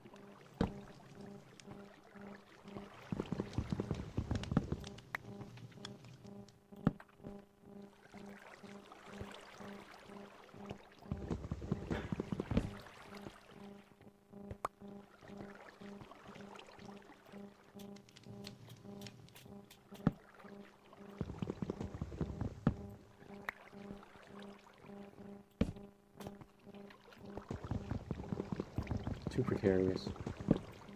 Too precarious up there.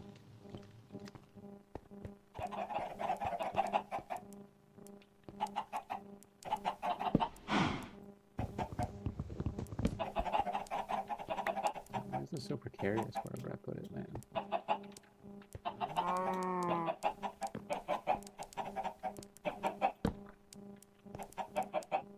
That's fine. That does something.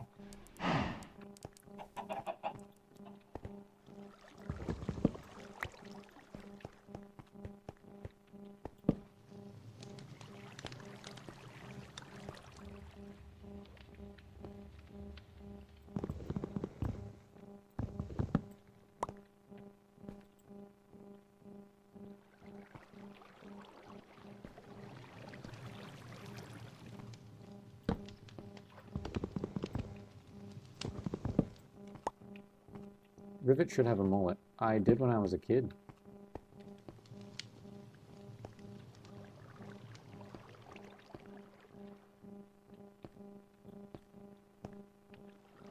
Maybe actually... What if our stone cutter went here? Can I rotate that, man? That's kind of a drag. Yeah. And this table goes here. And then we just put... Oh, where's the ice? I had a stack of 2 types of ice on there, bro. Lame. Lame.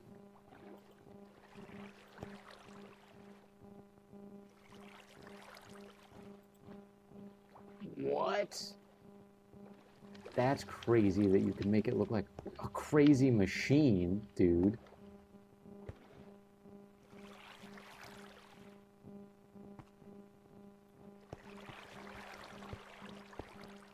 Man, I'm sorry, Card, that sucks.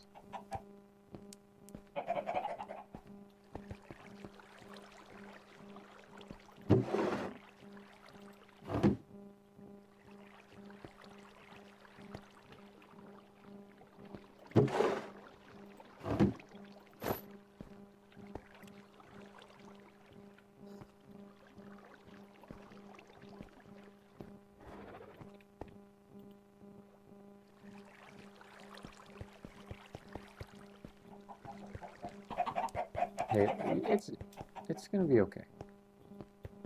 But I agree, you've had a terrible week. It's not just you. You have had an objectively terrible week that would rattle most people. I think actually all people. I correct that. All people would be, at best, rattled by the week you've had.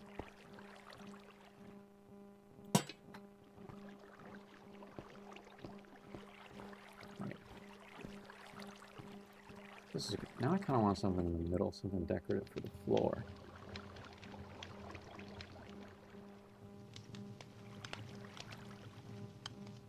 Lunar Observatory globe.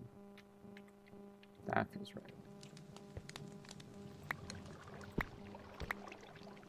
How much do I need of everything to make that? 3.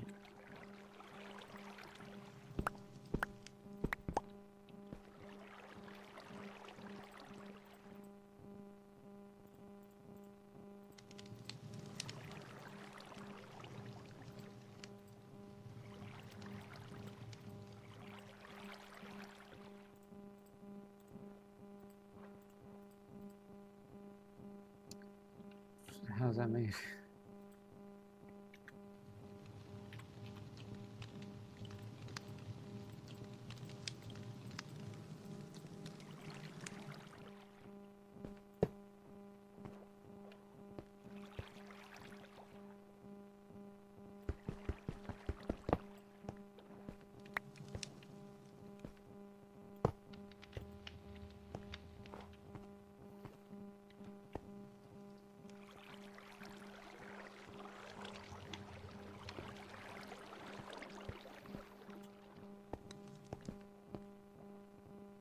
This thing's all right, but I was actually kind of thinking more. Maybe this can go like here.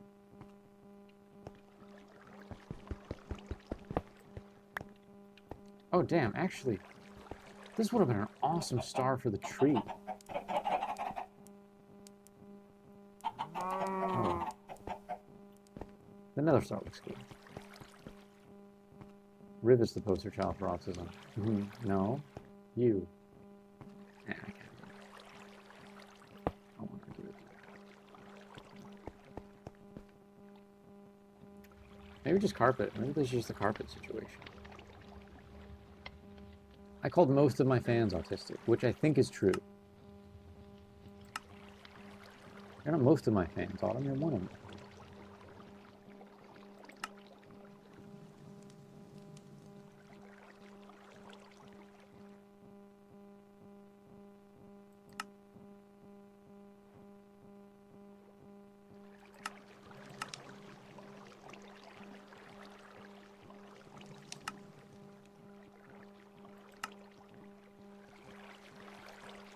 Scattered papers.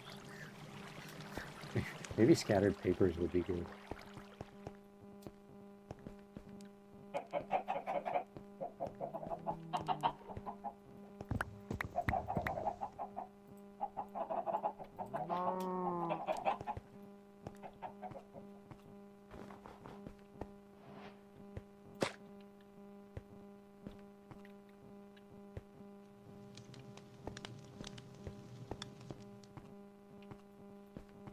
Perfect. Look at that. Minecraft.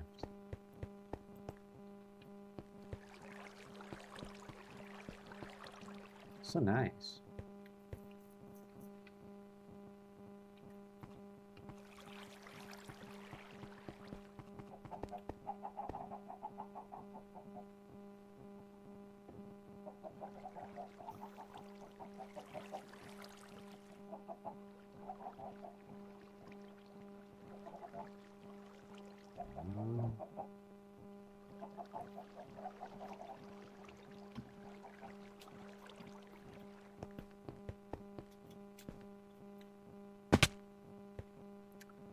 I'm almost wondering if the lunar observatory thing would do better in here. Because it feels kind of in the way. It feels kind of in the way, yeah, in that room. Whereas here, it could be like...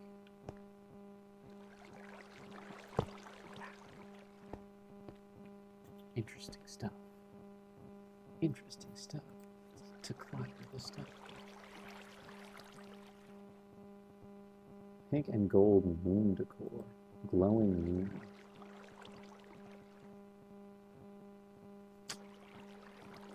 Steampunk glowy. Tall sketchbook stack.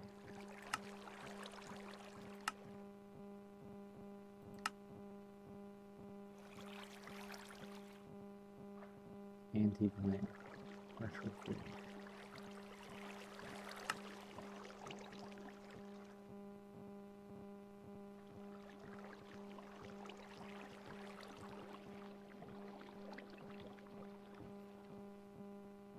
You've been playing Hitman for 3 hours? You're good at multitasking, Kira. Ancient Codex. Oh, where would that go when he's done? Maybe in the corner. It's pretty cheap to make book and quill. Sheesh.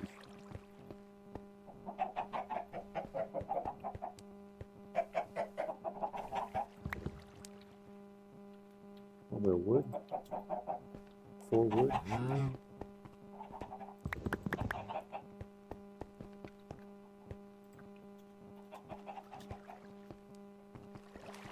Hit head.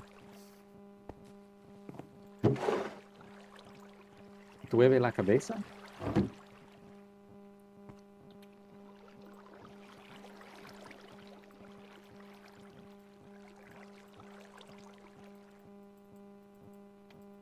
Oh crap, the book and quill takes... Does it need an ink sac too?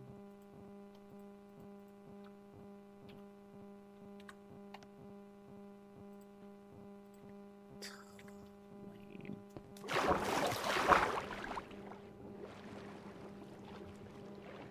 Give me squid. Give me squid. Give me squid. Stop throwing rusty machetes at me. Dude, you're gonna catch one. I promise.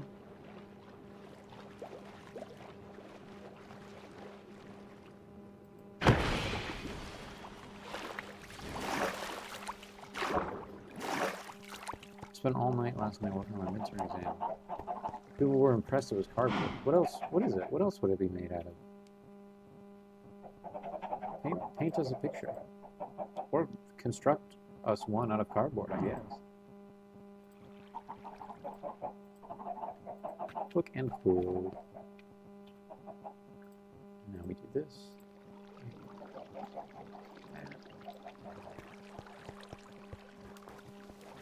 Wait, that's different from the Ancient Codex, though. Oh, the Ancient Codex takes a normal book.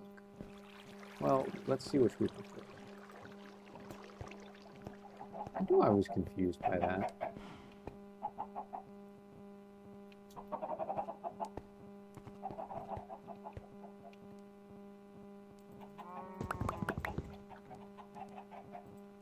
I knew I was confused. That's actually a really fun statement. I had a feeling I was confused at the time. It was for a thing called Anything But Hair, where you get a styrofoam head and you have to decorate it with anything but hair. And hey, you did it with cardboard. Pretty cool card. I bet people weren't bored when they were looking at that.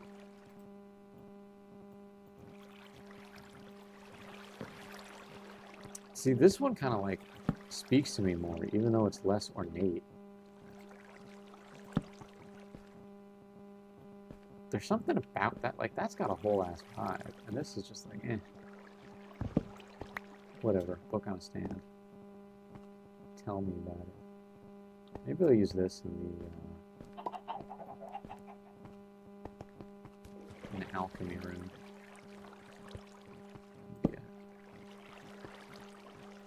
I hate that you can't place it at a 45-degree angle though.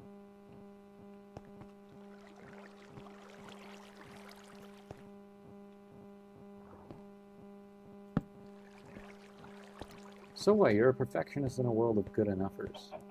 That's a pro. I do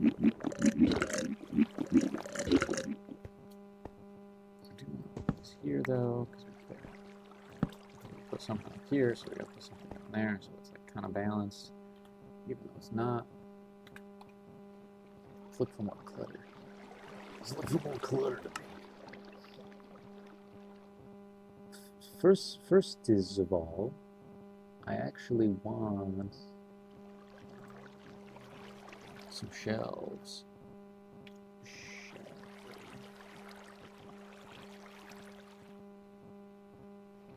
Dark wood decorative shelves. Shelves of small books. Dark oak shelf. Another furniture. Another furniture. Shutters?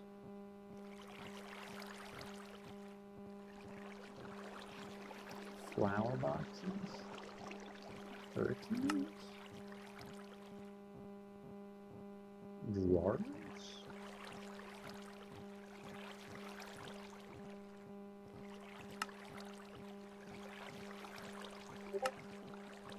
And stools.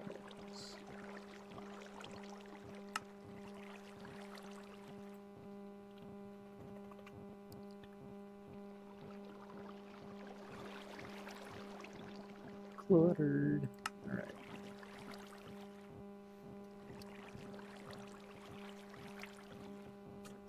Give me. It's hard work. Hard work. Getting book stacks, sliced bread. I'm gonna be able to go nuts on a potion. Lunar Observatory basket of papers. That's kind of nice. I don't really want to make that go away.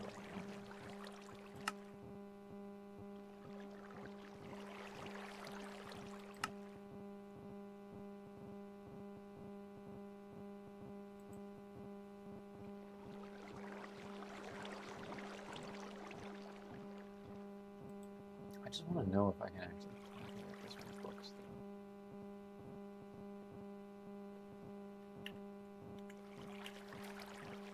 Let's make one and find out.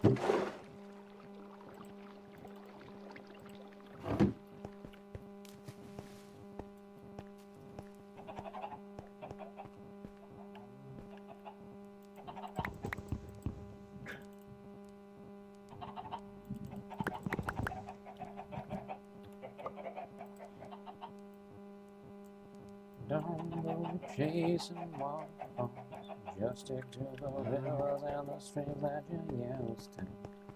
Well, I know you will, but I'm in.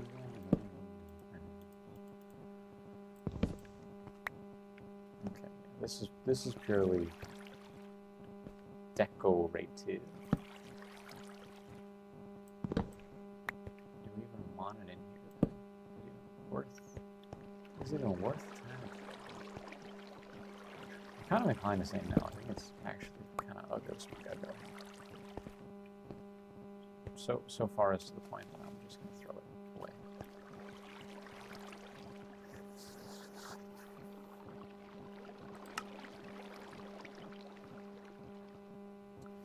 Darkwood end table, periwinkle end table.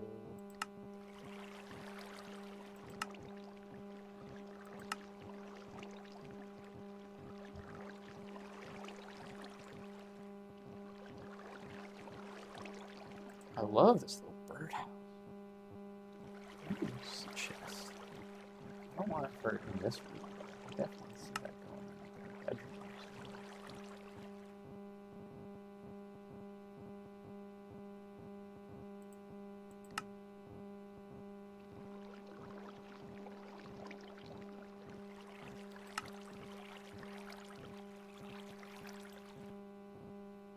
I also love this brown desk.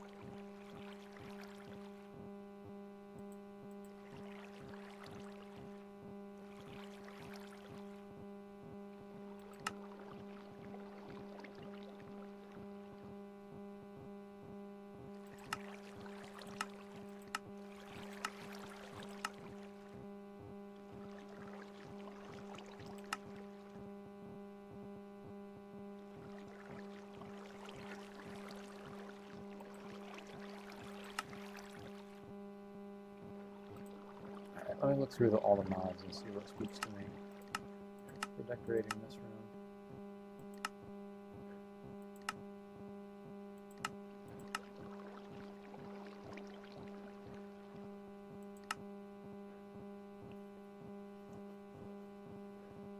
An Ender Dragon head would be nice. Could put some enchanting stuff like on display in item frames.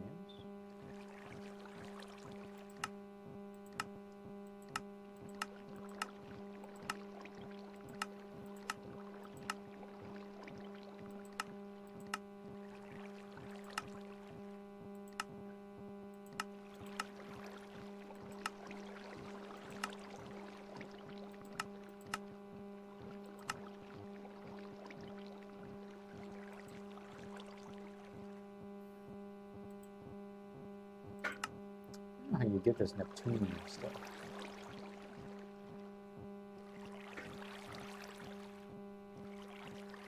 Florbo Zorbo, you're now a toad. Oh no! Oh no!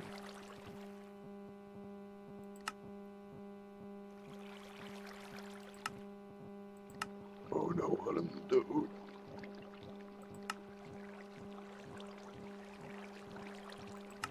Oh, to the toad now. Oh no.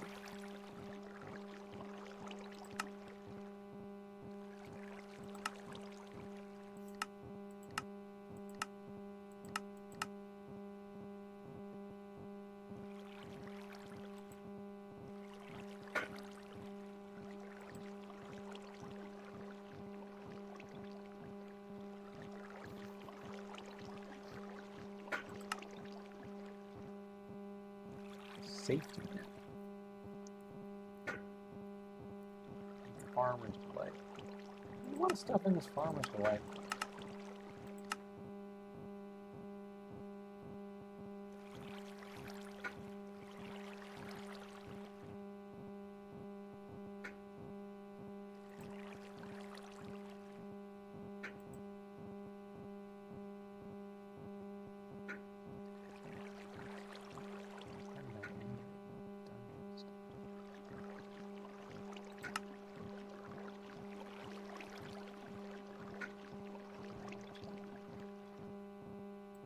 And crystal.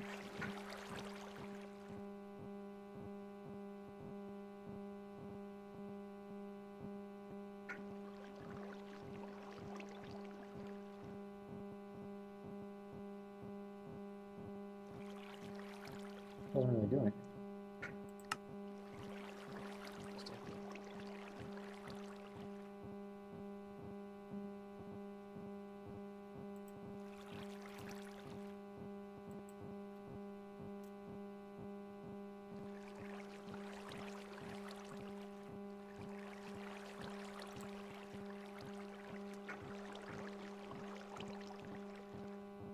Maybe I could keep interesting plants in here.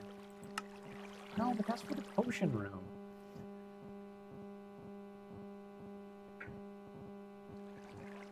What goes in the enchanting room, man? I want some cool book stuff. It doesn't look like crap.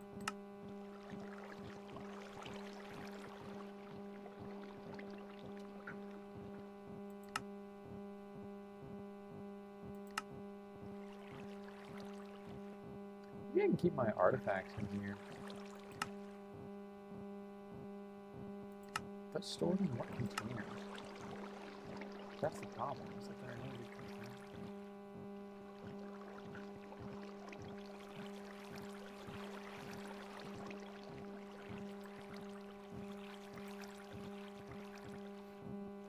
Presents could be cool, but I don't think they work like chests.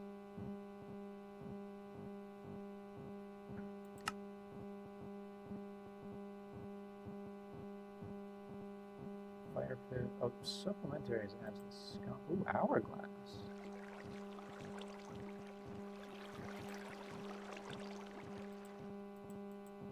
And sepia glow. Those things could go.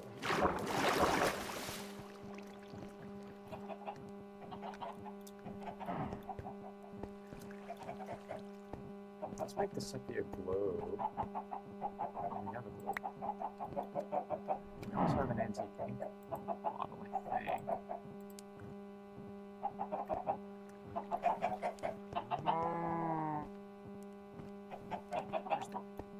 Where's the antique ink model?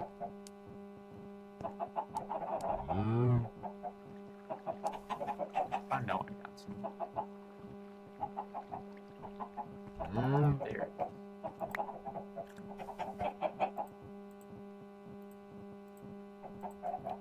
Sepia. Love stuff with sepia.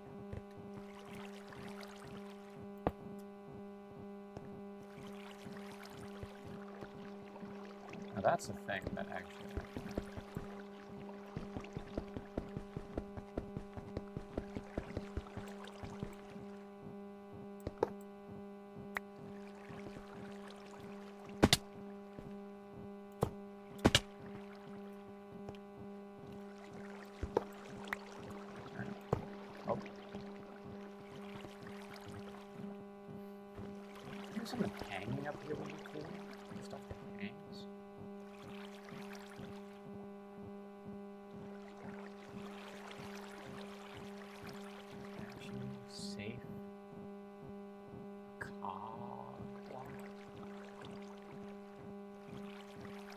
what that would do. That's neat. Cannon faucet, relay, bellows. Lunch basket.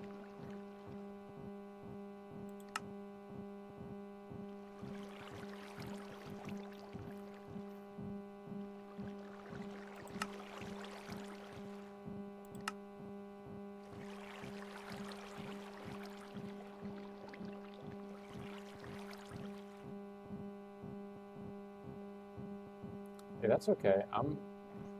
To be honest, I'm firmly in this.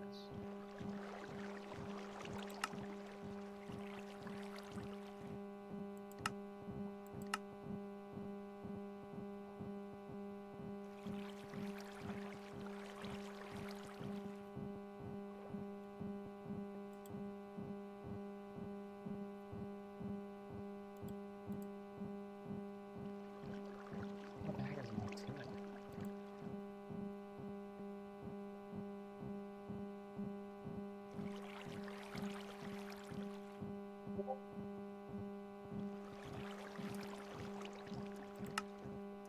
What did I say? Hourglass. 5 glass.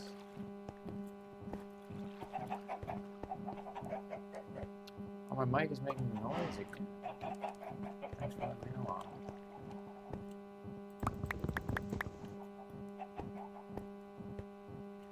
I'm probably gonna wrap up soon. Like once I finish decorating this room, I'll wrap it up. But let me get the other mic so that y'all aren't annoyed.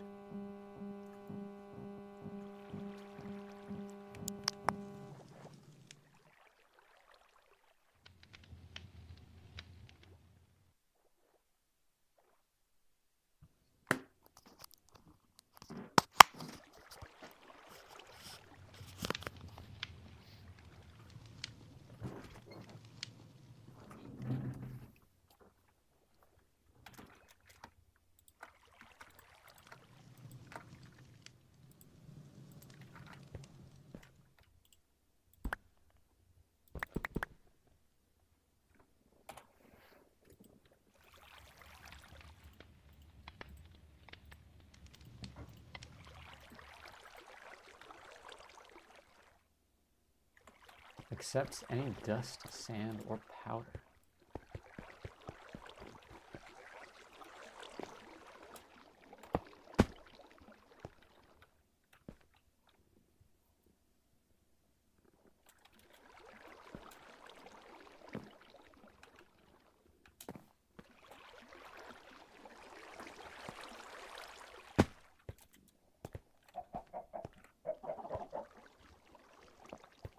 What dust should we put in it?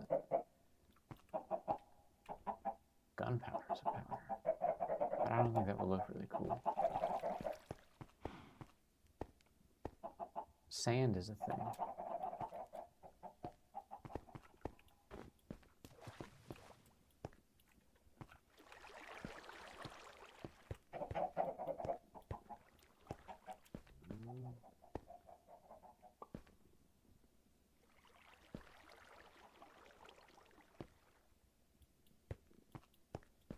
We just put sand in it? I kind of want like, oh, redstone dust? Redstone dust might look cool.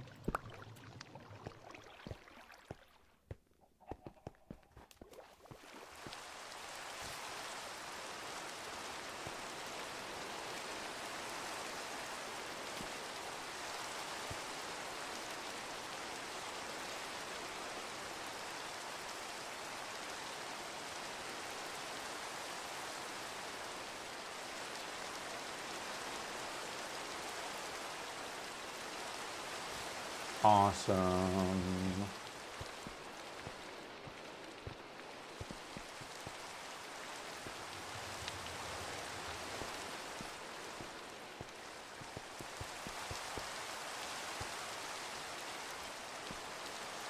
Just want to see what other dust was. Warp dust. Iconic dust.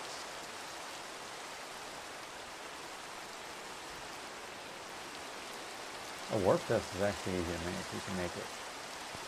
But I think that looks good. And then let's try to find a hang thing. So let's look at clutter through the lens of hang.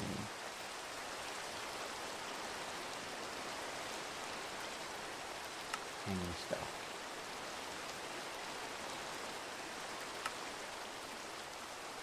Hanging potted grass. Painting gold.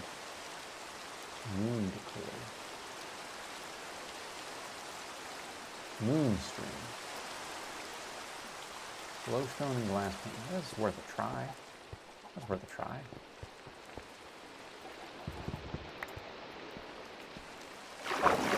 Although this is something I gotta test to make sure it doesn't melt the ice.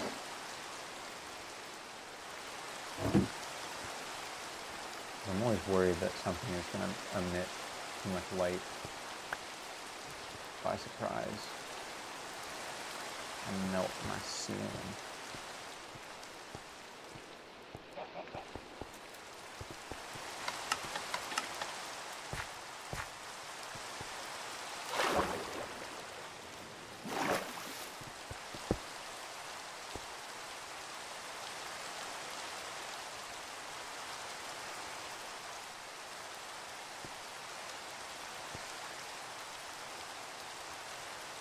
Looks like we're good.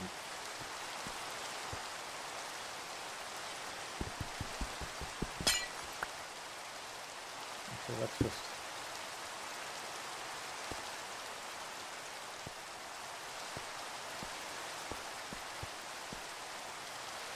Yeah, it actually...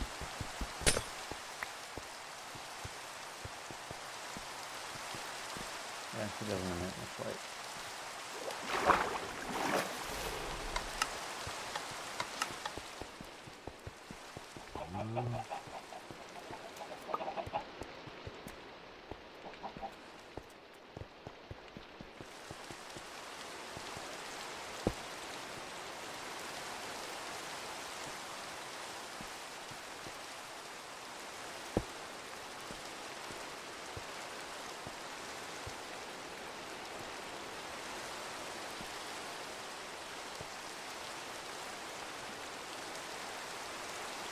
Well, that was a nice hanging thing. Are there any other hanging things? Star string.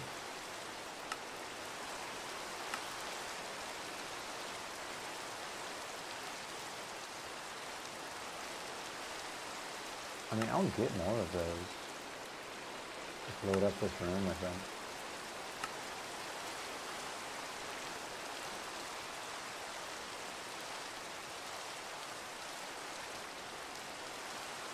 Yeah, let's just do that. Let's just load up this room with, like, fun, hangy stuff.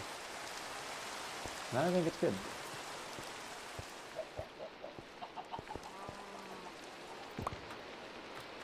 Because I've got a ton of glass panes. And I got a ton of those.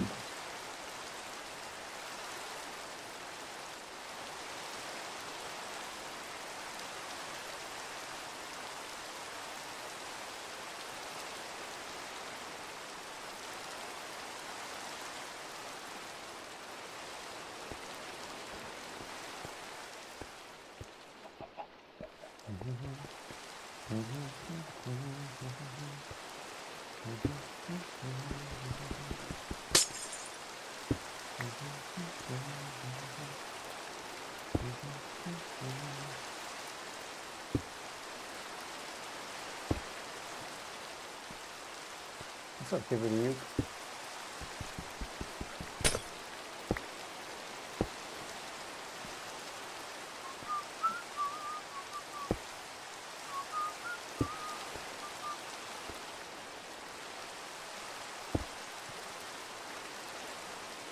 Kind of feels like just like hanging garlic or something.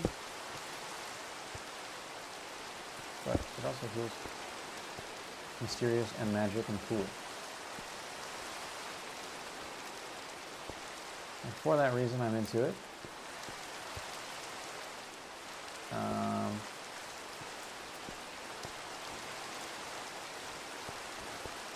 maybe we make some use of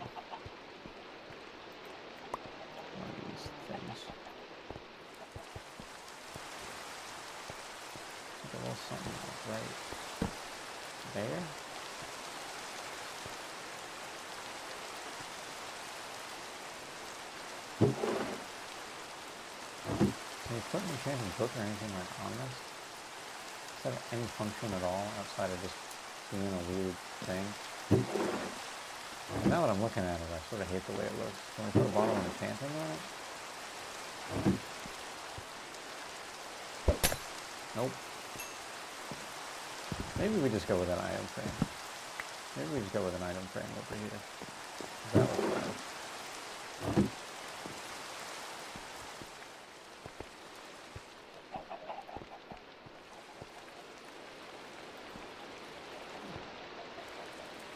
Maybe a clock.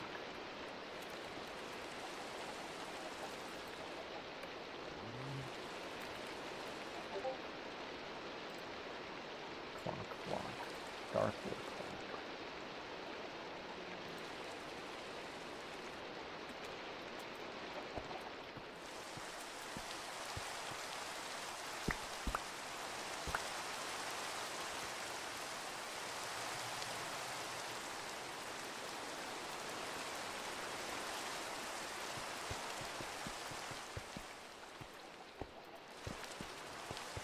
What are the odds one of these mods just lets me place a clock?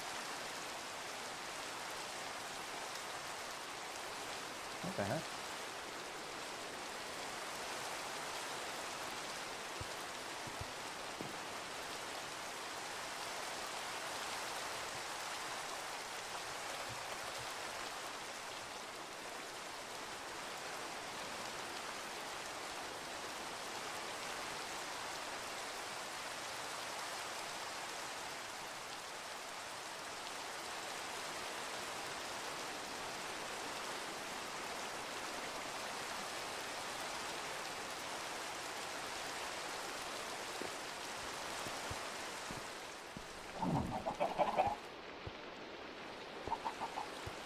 I believe I have more item frames.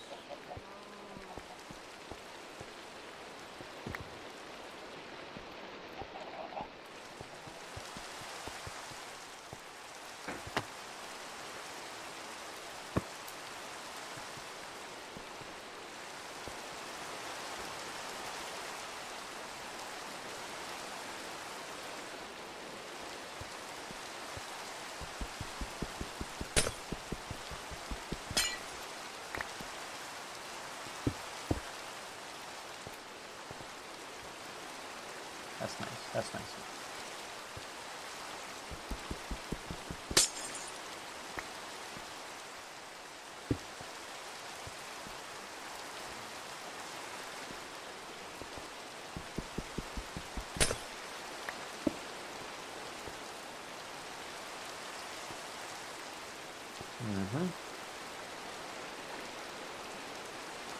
I'm happy with this room. I'm going to keep these books here. Just stashed like this. As far as I know, we can't store anything in those bookshelves. And I don't want to use a different type of bookshelf. I would rather just be able to stash storage stuff over there. Okay, so we've got this room done, this room done, and now also this one. And actually, a really quick and easy thing that I'm going to do right now is light up my roof with soul sconces.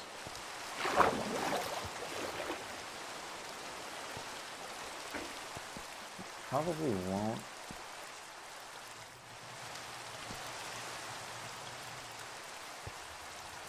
Oh, that's on half side, isn't it?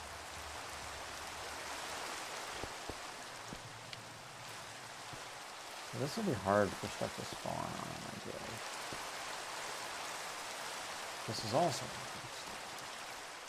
So where can I put a soul sconce that won't be like really gross and distracting?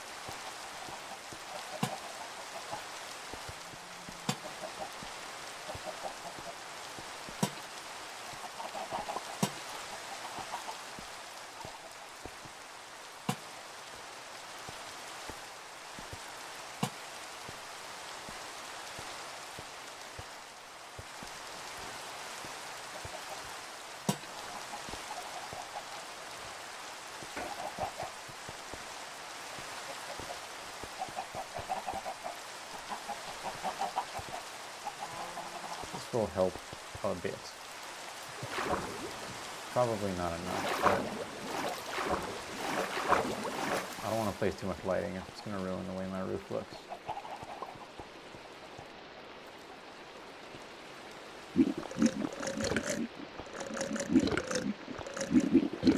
And as is tradition, we're going to end this stream by making as much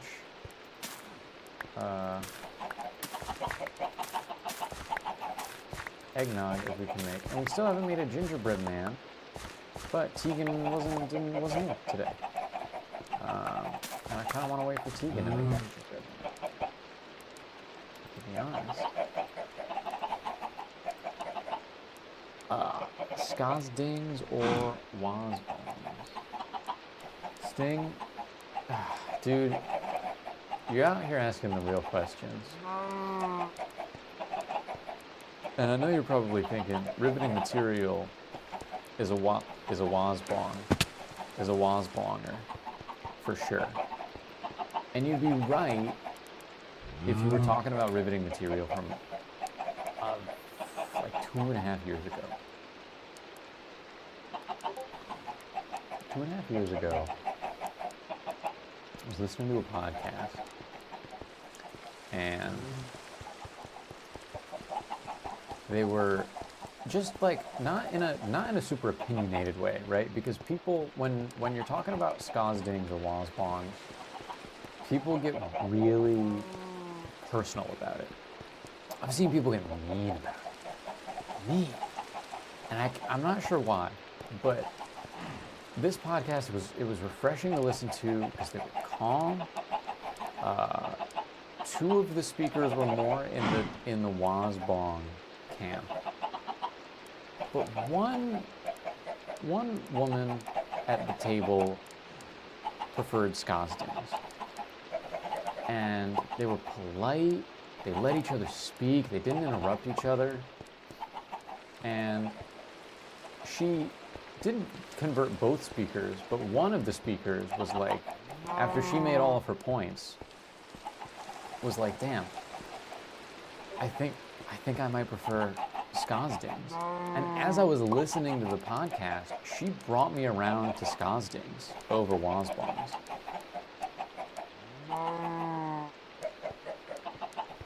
I know, dude. People, I like never talk about Poingelkamp on stream because people are so rough about it.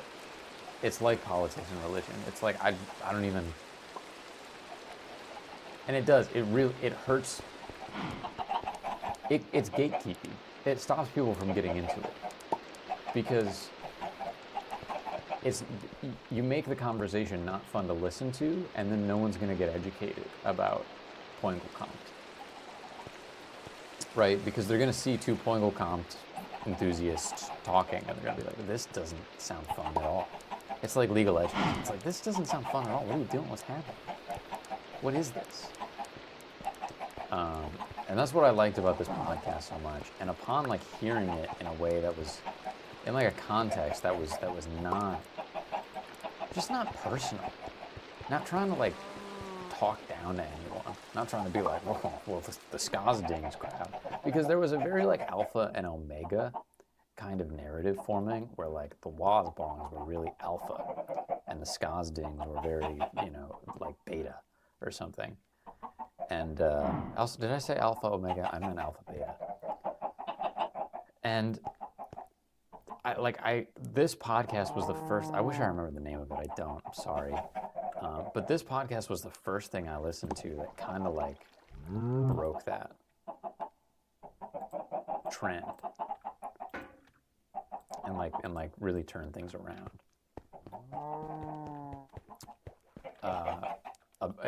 At least regarding how I think about Poingelkamp. I mean, it's Poingelkamp.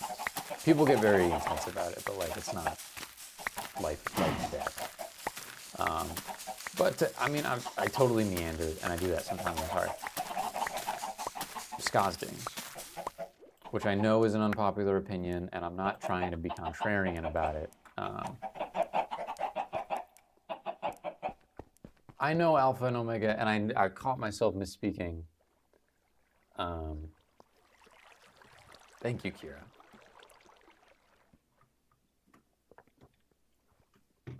And especially, well, like, and that's kind of, the reason I confused it was because on the subject of Poingelkampf, the narrative that was getting pushed was very alpha and beta. But the reality of the reality of Poingelkampf is that it's much more alpha and omega. It's much more alpha and omega. They're equal. They're equal levels. Yeah, but that's anyway. But yeah, so Ska stings. Ska stings for life.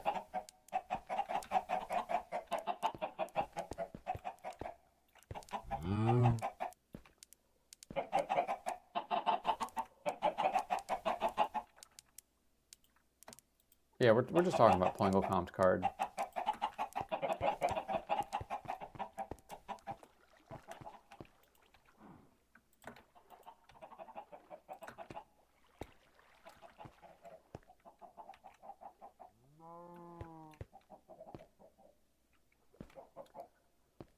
Woo's boozes?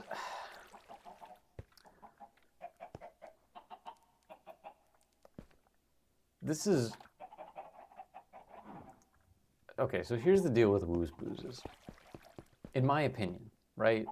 Important preface for anything I say, anytime on stream, in my opinion. You know, like Grey Jedi in Star Wars? Grey Jedi, like the concept, as it existed in Star Wars Legends, and kind of like, well, I guess the way as it exists now, as it exists now, in response to the way it existed in Star Wars Legends, where like the way people talk about Grey Jedi, and I'm just using this comparison because I think it makes sense to me. Let me know if it doesn't make sense to you. Card, I would love some hot chocolate. Thank you.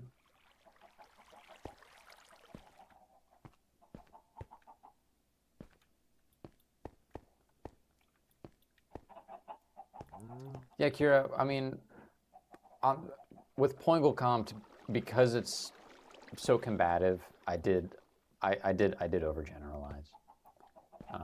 And thank you for correcting me. As like a general, right, like vernacular usage of the term.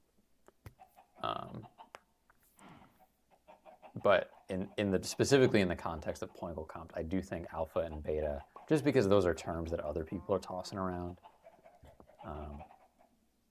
Yeah.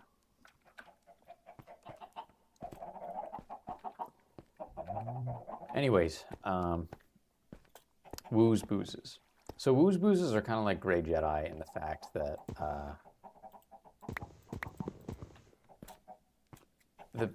there is still to this day a sect of Star Wars fans that like is searching for Grey Jedi, right? That like they look at a character and they're like, please never hesitate to share your opinions, Kira. They are more than welcome in this stream. Let it be known. And everyone can, like, I know that we goof that we disagree, but like anyone can disagree with me.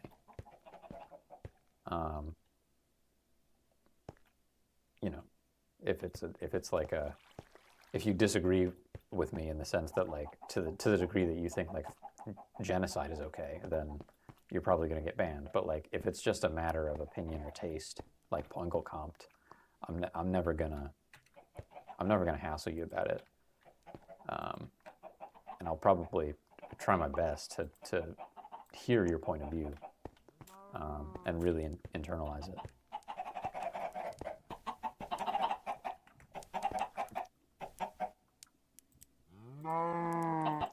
So I'm sorry, I'm getting distracted from the subject at hand, which is Wooze Boozes. At the end of, like, I guess all I'm trying to say is I feel like Wooze Boozes were like, it was an unnecessary category that didn't really exist. I've seen more compelling arguments for an additional category in Pointelkampf. Spade snares. Spade snares was one. I know that it's like theoretical, right? It's just like a fan made. But I think that, like, when you look at the fact that Wooze Boozes were ever considered in like formal, officially sanctioned circles,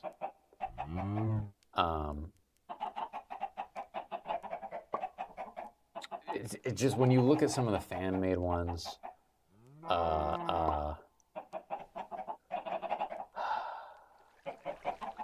Tongle Snarls. Tongle Snarls come to mind as like, that was really well thought out and considered as a potential, as a proposed third category, in a way that Wooze Boozes never were. Like, and Wooze Boozes, and there are still people that are like, oh, but like, do you think that so and so is like Wooze Booze pilled? And it's like, dude, Wooze Boozes are just like Grey Jedi. There's no such thing as a Grey Jedi. The Force exists in concentrations. You can be a Force user that doesn't identify as a Jedi or a Sith, but like Grey Jedi is an oxymoron. And I think that's what, like, the premise of being a Wooze Booze is like just an oxymoron. It's like, what do you mean? So people are like, oh, Ahsoka's a Grey Jedi. And like, because Disney likes to pander a little bit, Ahsoka kind of is a Grey Jedi now. But in Star Wars Rebels, like the adult Ahsoka that Dave Filoni intended to establish, that character is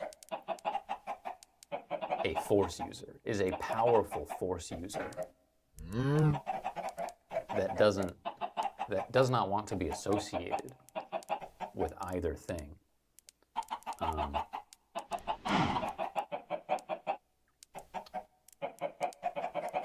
You know, I think people get the light side and the dark side of the Force mixed up in the same way that people get mixed up about Pointelkampf.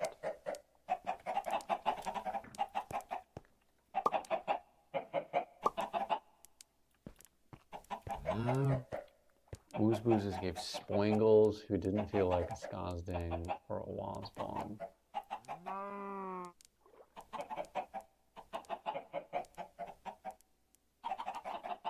Right, exactly. It's a cop-out decision, right? It's a cop-out decision. In the same way that, like,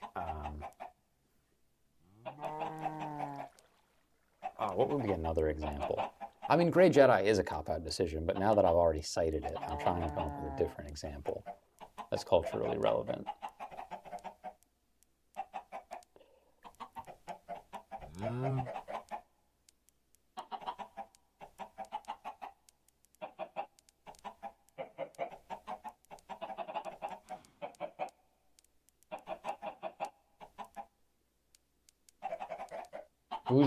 Yeah, exactly. Yeah, it's a bit of a hidey hole.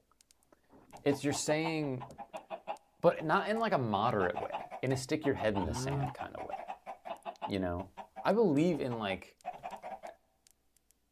which is why I kind of ended up vibing more with Skazding, because Skazding is like not as, it doesn't feel as vehement as Wazbongs.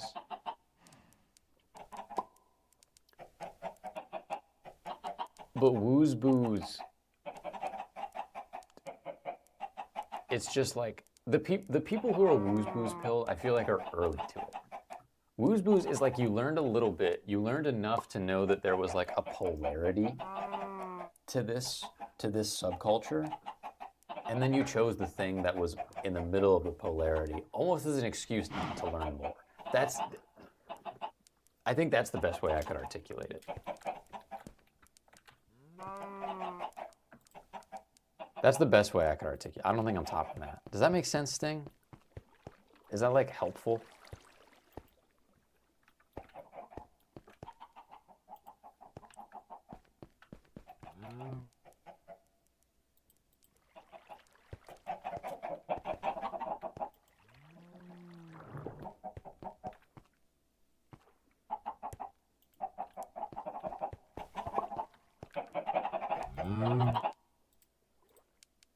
That was such a tangent. I'm sorry. So wooze-pilled people are jumping into something that isn't. Wooze-pilled people are... I don't want to sound mean, but in my experience, the wooze-pilled people that I've spoken to and like just seen on forums and stuff are... I had to take a drink. They just don't know as much. Like, anytime a wooze-pilled person makes a forum post, they're asking a question, or they're just, like, openly misunderstanding something. Or they're like, rage posting about a fundamental concept that they just don't understand. And then everyone, like, has to correct them. And then they're like, it's like they don't want to learn more. It's like, oh, I don't know, so you couldn't know. And I'm right. Right? It's ignorant. It's like an ignorant position, which is why I feel like the category never belonged to begin with, because it's an ill-conceived category. It's just like, oh, let's make something in the middle.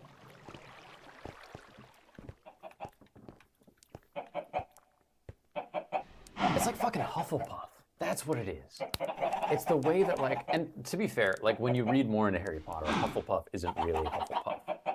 But the way that, like, the Harry Potter houses are treated, where it's like, there's a brave one, there's, like, a clever, sneaky one, there's a intelligent, like, highbrow one, and then, you know, everyone else. And then just, like, the fucking catch-all. Wooze Booze is like Hufflepuff, but, like, the way that... But, like, at the cosmetic level of, like, oh, we just need a place for, like, in-between background characters to go. Yeah, Kira, okay, see, yeah, like, Wooze Booze is like Hufflepuff, but not... But the way that, like, Harry Potter normies think about Hufflepuff. Because I know, like, Hufflepuff is... There's more to it than, like, what is openly presented in the films. But in the films and among, like, normal circles... Okay, the thing about J.K. Rowling, she's definitely got, like, way more extreme in response to people, like, she's doubling down because the internet, like, hated her so much. And all, I mean, yeah, like, she's objectively wrong. She's objectively wrong. I'm not saying no to that. But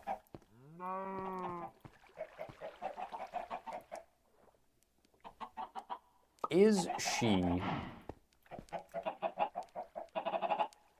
Like, there are people out here really trying to push an agenda. Is J.K. Rowling not just a confused woman in her late 50s that doesn't really understand what being trans is? Like, things have compounded. Things have compounded to a point where they're hateful. But, like, way back when things were first going on, it's like, I'm just imagining if my mom didn't have kids that were, like, because my brother and I had to teach my mom a lot of this stuff, right? To sort of explain. Because adult, like, when you lack neuroplasticity, you fall into this, like, logic that just doesn't work. And I just always felt like with J.K. Rowling, it's a shame that she had Twitter and she was as popular as she was. Because things got really conflated and extreme to the point where I was like, oh no, now you've said something awful. Whereas, like, at first it just felt like she was my confused aunt, and if I could have gotten to her, like, politely enough, I could have totally changed the situation. You know what? That's how I feel about it. Because I remember talking to my mom, where my mom, like, sincerely, my mom is one of the sweetest people in the world you will ever meet. I swear. And that's not, I know a lot of people would say that about their moms. I'm a very lucky person to have my mom, to have been raised by my mom. But like, I remember, I think it was last year, I was sitting in the car with my mom and she was like, what is the deal with this they them pronoun thing? Because I get that people can be transgender, and I get that you can be a girl that thinks they're a boy, and then you want to be called he, him, and you dress that way, that's fine, you know? And she was like, really trying to understand, but she was like, I don't get this they them thing, because it feels grammatically incorrect, right? Which is a very common, right, like, thing that people over a certain age seem to like, well, it's not grammatically correct. I had one person say to me once, like, oh, well, I'm a language teacher. I'm an English teacher. It's not grammatically correct. And I was like, okay, let me propose this. If I tell you about my cousin, and I say, my cousin lives in Denver, and you want to ask a question about my cousin who you know who lives in Denver, how would you ask that question? And I said this to my mom, and she was like, well, I would say, where do they live? Or what do they do for work? Right? Because it's like, oh, they, them can't be singular. Yes, it can. You just used it singularly. You just did. That's that's just how fucking language works. But my mom, right, like, I said that in a way that was polite and not like, oh, you dumb idiot, you're a hateful old person, you don't know what's going on. Because I know it's my mom, she has good intentions, and I want to think that JK had good intentions originally. I think that JK got so defensive that it just turned into like, oh, well, you have to menstruate to be a woman, or like, you have to fucking, you know, blah, blah, blah. And then, like, because everyone was coming at her with such venom.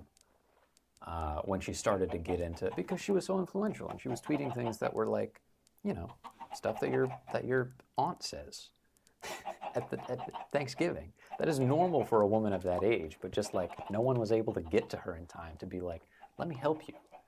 Let me try to help you understand. And that is important. Like, there's some labor that we, you know, obviously the world's getting more and more volatile, but for people that are willing to change or understand and don't know how, there's some labor that we can do as young people to help them. But yeah, sorry Sting, this did get away from Plingelkampf, but I'm obviously easily distracted tonight. At least that's the way that I choose to interpret it, because I think the Harry Potter stories are really lovely, and there's a lot of good stuff there. And I think that, like, I do think that, like, as a person, she has been entrenched in a lot of hate because it's what she's put out. Again, in all fairness, I'm not defending anything that she has said at all. But I also kind of feel like, is that a worthy target for, you know, for so many young people to be like, oh, well, now I don't like Harry Potter anymore. Or like, now I don't want to support. I've talked to people who are like, I'm not going to play Hogwarts Legacy because it'll give J.K. Rowling money. And it's like,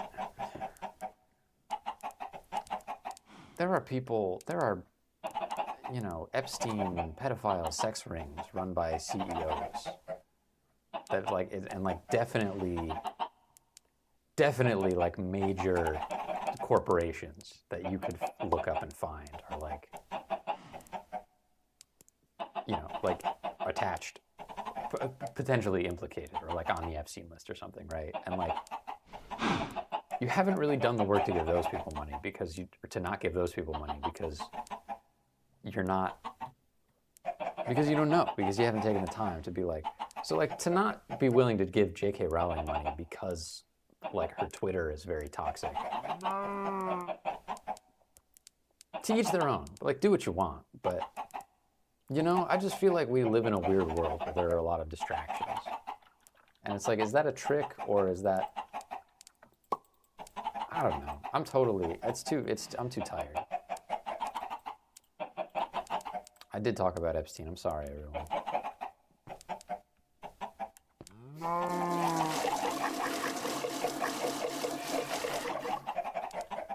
It's like the late night streams get in the weeds sometimes.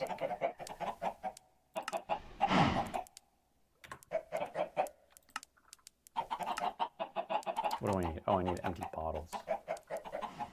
Let's get rid of a stack of eggs so we can make empty bottles.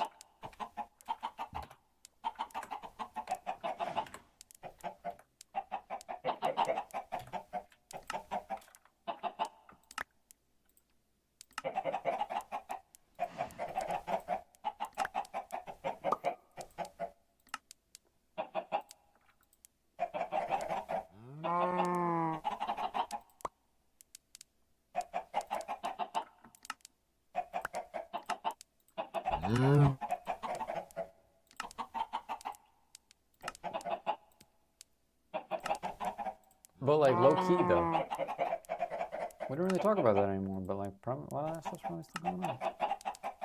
Just saying. I never really caught anyone else.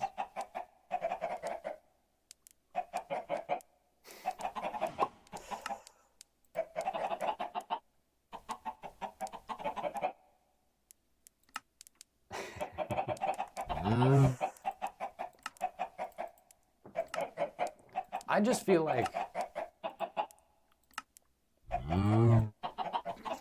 the thing is, and I adore this. I adore this about this community. Don't ever get it twisted. Don't ever think otherwise. But like the fact that so many of you are like the people that enjoy riveting material content will just roll up so consistently and engage in chat and like talk amongst each other and talk to me, not in like a, you know, like I look at normal streamers' chats and they're just like fucking trash. There's just trash all over the place. And I just love that you guys write me like paragraphs and complete sentences and like are capable of generating bits with me. Like Sting and I just did a 35-minute bit. Card has watched every video I've ever made and left a comment on it. You know? And like I don't have a big channel, but I seem to have attracted a very obsessive bunch. And I love that. Like I love that you guys are excited about things and that you are excited by like the irrefutably mundane format that my stream and sometimes my videos take on. I just think that's rad. Like not necessarily because it feeds my ego, but just because like I think you all are really cool. Card is one of the coolest people I've ever met. Like that, it's not really an exaggeration. Card is like Luis from Bob's Burgers,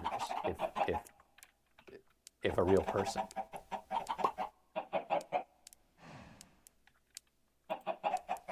I haven't shown up in a stream in a year?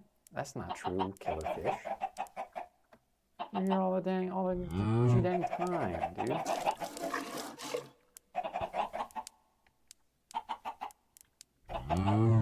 What would you call? What do you mean, Kira? You mean like autistic? Like, I mean, I'm using autistic as like an umbrella term for just like having a keen interest,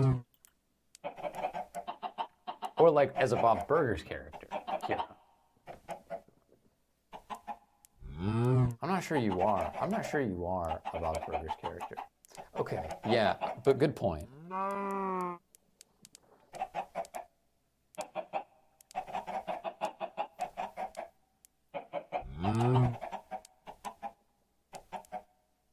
Kira, thinking of animated characters. I'm searching the vibes. Not because I can't think of anything, but I'm just vetting stuff to see what feels the most appropriate.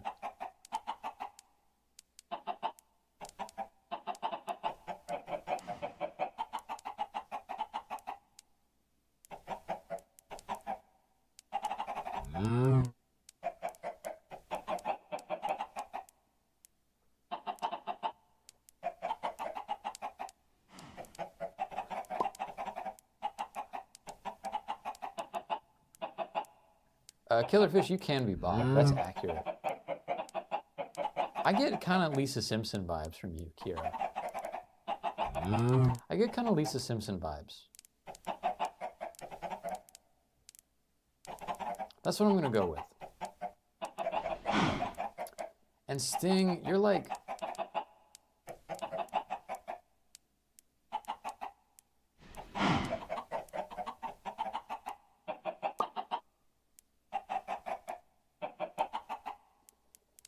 My knee-jerk reaction for you, Sting, is like Jake the dog from Adventure Time. And I don't think that's like a perfect like dead nuts match, but it's just I thought of it first and then I couldn't really get past it psychologically.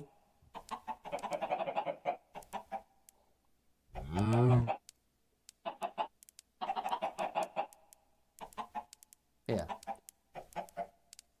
And that like I can't really validly articulate any of these, but that's just going purely on vibe. And Killerfish gets Bob because like sometimes he's supportive and other times he's like, oh yeah, get away from me. Fry from Futurama. That also works. But like Fry's a kind of an idiot. And I don't think Sting is. I like Jake because he's got that aloof sort of energy that Fry has. But he's not a damn fool. You know? Like Jake knows what's up. And Sting knows what's up. And Killerfish is Bob because he do burgers. Duh.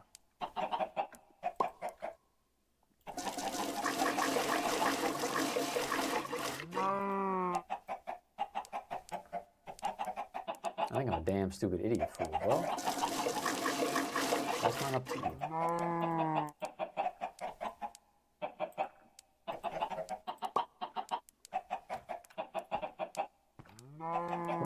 Did I run out of bottles? Is my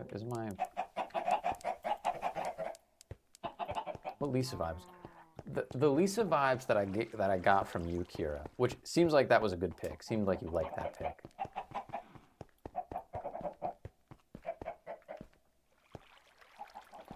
If I got the Bob's Burgers character's names wrong card, it's the one with the pink hat, who I think is Luis. But if I like messed him up, I don't want you to get the wrong idea. It's the pink hat girl. Kira, the Lisa vibes that I get from you is that you're very articulate and well spoken, and you care about things that are happening in the world. It seems like, right? Like you have a very like a lot of younger people can be, I don't know, just unconcerned, just unbothered by things. And the fact that you're like, obviously it affects you directly, but the fact that you're experiencing such anxiety about like global changes and political changes and like your future, really it's your future. That's like a very Lisa Simpson quality. It's a sign of intelligence and it's also a Lisa Simpson quality. And it's a very endearing one, but that's kind of...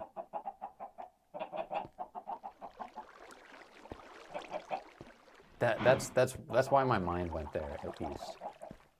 Also, it seems like you might play an instrument. Do you play an instrument?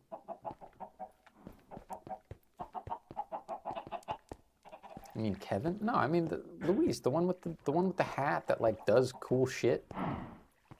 That always gets into cool hijinks.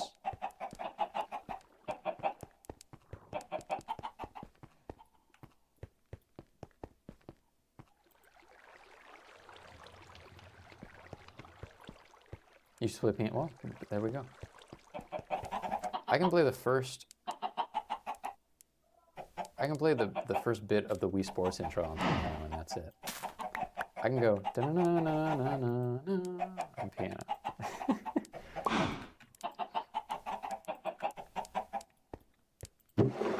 Damn, my chickens are cranking, dude.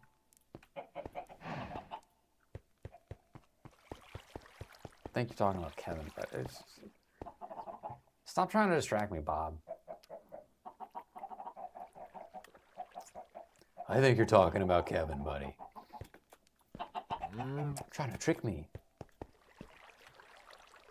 Trying to mess with my head, man.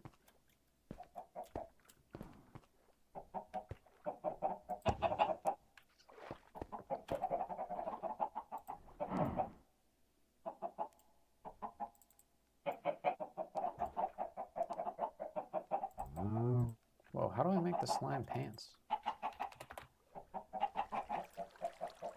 Well, with friggin' blocks of slime, dude? Come on. Come on. Slippery slime, dude. Gotta get more slime, make my slime. Get my slimer going.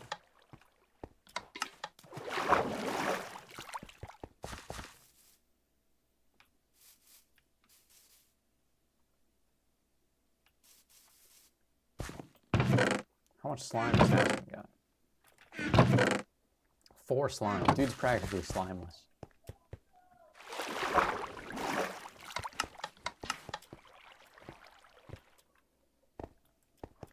I think I can find a better... By the way, house tour. This house? I'll give you a tour of this house, but like...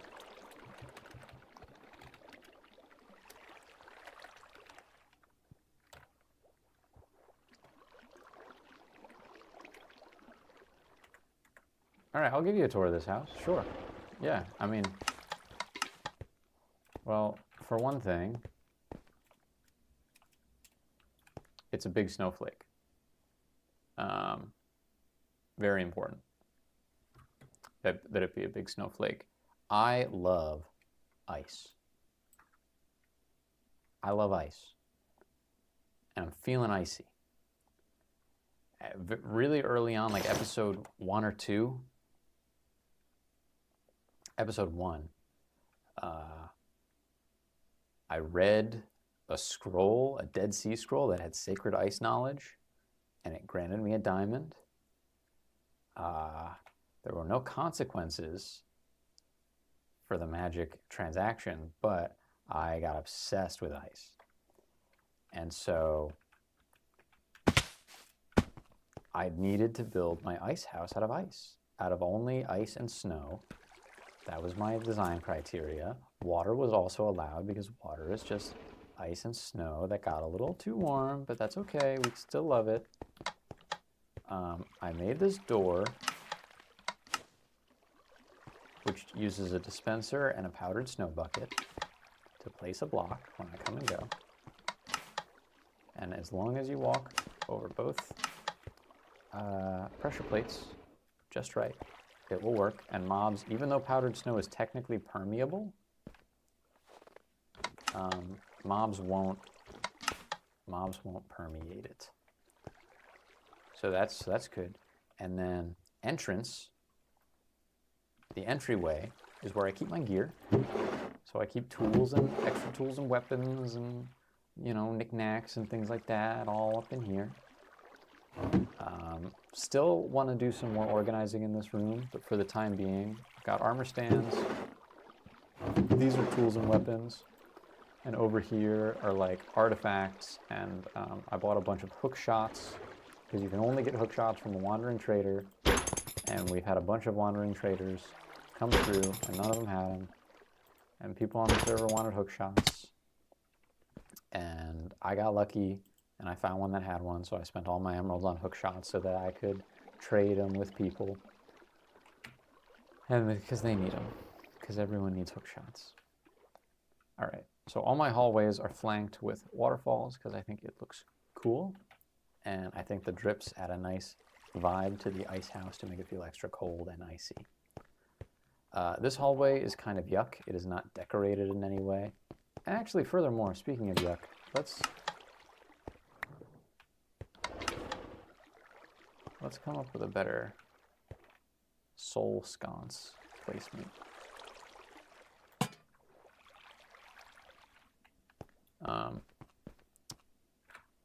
Yeah, I gotta do some work on the lighting in this place still, for sure. How many soul braziers do I have? Oh, 2. Just to make this look a little more fierce. Oh yeah, look at that. Good. Icy fire. You need soul torches and stuff so that the ice doesn't melt. This hallway isn't decorated, but at the center is my storage system. This uses the storage drawers mod. These are, you can think of them sort of like pipes or wires. They connect all of these to this main unit, and this main thing in the middle, this is called the drawer controller. And it allows me to take up, like, as long as something has a slot, I can just, if I have it in my inventory, I can right click on this drawer controller and it'll go in the right spot. So it's kind of like an auto sorter, but it's just unintuitive enough to still feel like a Minecraft feature, which I think is good. And I textured the drawers to match my house. And that side is for blocks and this side is for like items. That's sort of how I split it up. And I don't have a spot for like every item. Like theoretically, there are still more things in this mod pack than I could fit, but I don't think I'll ever meet capacity with this thing. I throw stuff away if I don't need it. I won't store it if I don't feel like I need it. And then in the middle, this is sort of like my farm kitchen type area. I need chickens for eggs, I need the cow for milk, and I need ginger, and that allows me to make my eggnog that I drink as my main food source because it's the holidays, and also the saturation on eggnog is very good. I need a ton of light to get these to grow in here. But they actually grow properly, which is good. And I usually just end up harvesting them with bone meal, but I like having it feel like a legit farm. My Christmas tree with my end crystal star is in here. And just a nice little kitchen, a fridge to store everything, you know.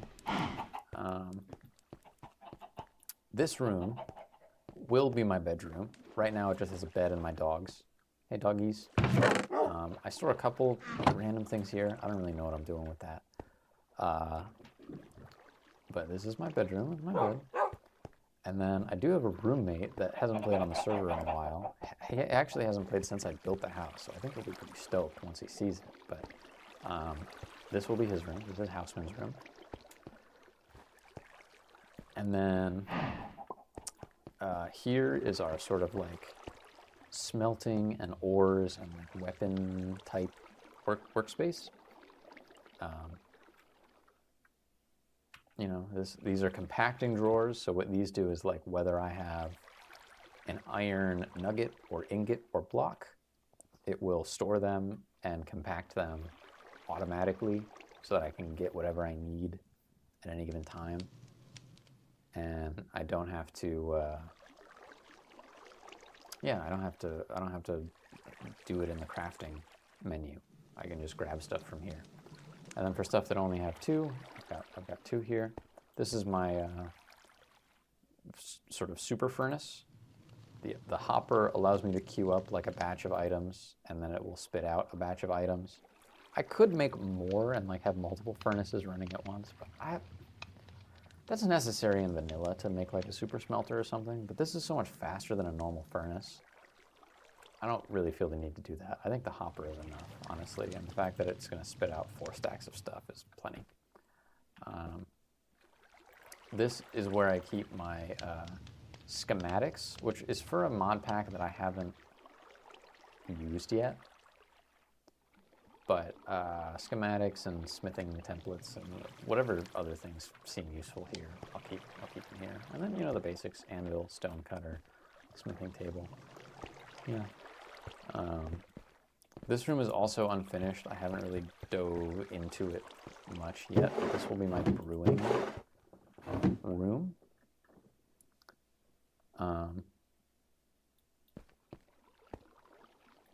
Yeah, the end crystal is definitely a risk.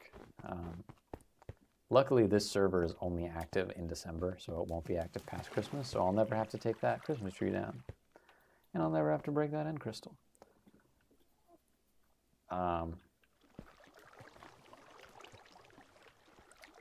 But yeah, this will be my brewing room.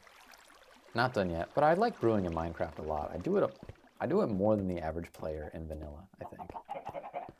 And last but not least, this is my enchanting room, which I have pretty much fully decorated.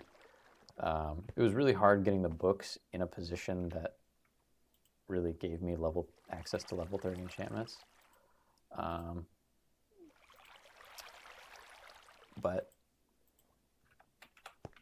it worked. I was able to make it work. And yeah, this hourglass really works, which I like. I don't know if you saw that. I put that in today. And one of these mods is for a disenchanting table, which lets me take the enchantment off of an item. So I have some like junk items that have mending, like a golden axe with mending. I can take that off and put it on something useful, like armor or tools, diamond stuff. I have some like places where I can stash chests just full of enchanted books if I want to. I don't have any over here, but you know, just a simple setup that I've decorated as best I can. And at some point, I only have one more week of this where I'm going to be playing, so I might not actually get a ton done, but I want to decorate the rest of the house and really get it in ship shape. Because last time I built a really cool exterior and I didn't ever get to decorating the interior in a nice way. It was just a big like vacuous space where I did all my mod stuff in a very disorganized way. Card and Sting remember and were around for that. So this time I've built a cool exterior, literally. And I want to make sure I do the interior justice as well. Cavity dude. And from the top, you can see that like the bird's eye of it it's a snowflake, and it's a molecularly accurate snowflake. I know a lot about ice. I did a bunch of research on it in college. Not like for a graduate paper or anything, just for an art project, but still. Yeah. And then the server has like. Marvel Rivals came out and everyone stopped playing on the server. But the server has like a town hall and like other people's houses and things. I hope they get on the server again next week. they keep saying like, oh yeah, we're just really into Marvel Rivals, but like we'll come back. And I keep seeing them in Discord playing Marvel Rivals instead of Minecraft. But I'm just glad they're having fun because they're my friends and I love them. Map download. Maybe. I will start a riveting SMP sometime after this wraps up, though. Probably sometime in January. I'll start a riveting material SMP that we can all play on. I promise. I know you said this is the last stream that you'll attend in a while, and we'll go radio silent, but like, you know, what's a random Minecrafter in a sea of others? Hopping into a server, having a good time. We'd love to see you. Anyways, I'm sleepy.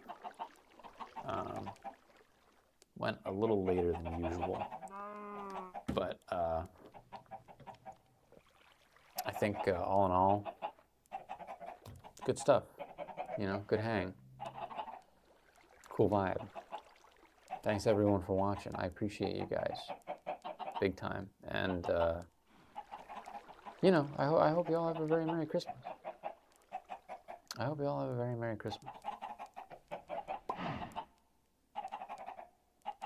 You have a good Spoingle too, Sting. Merry Spoingle to all, and to all a good Wasbong.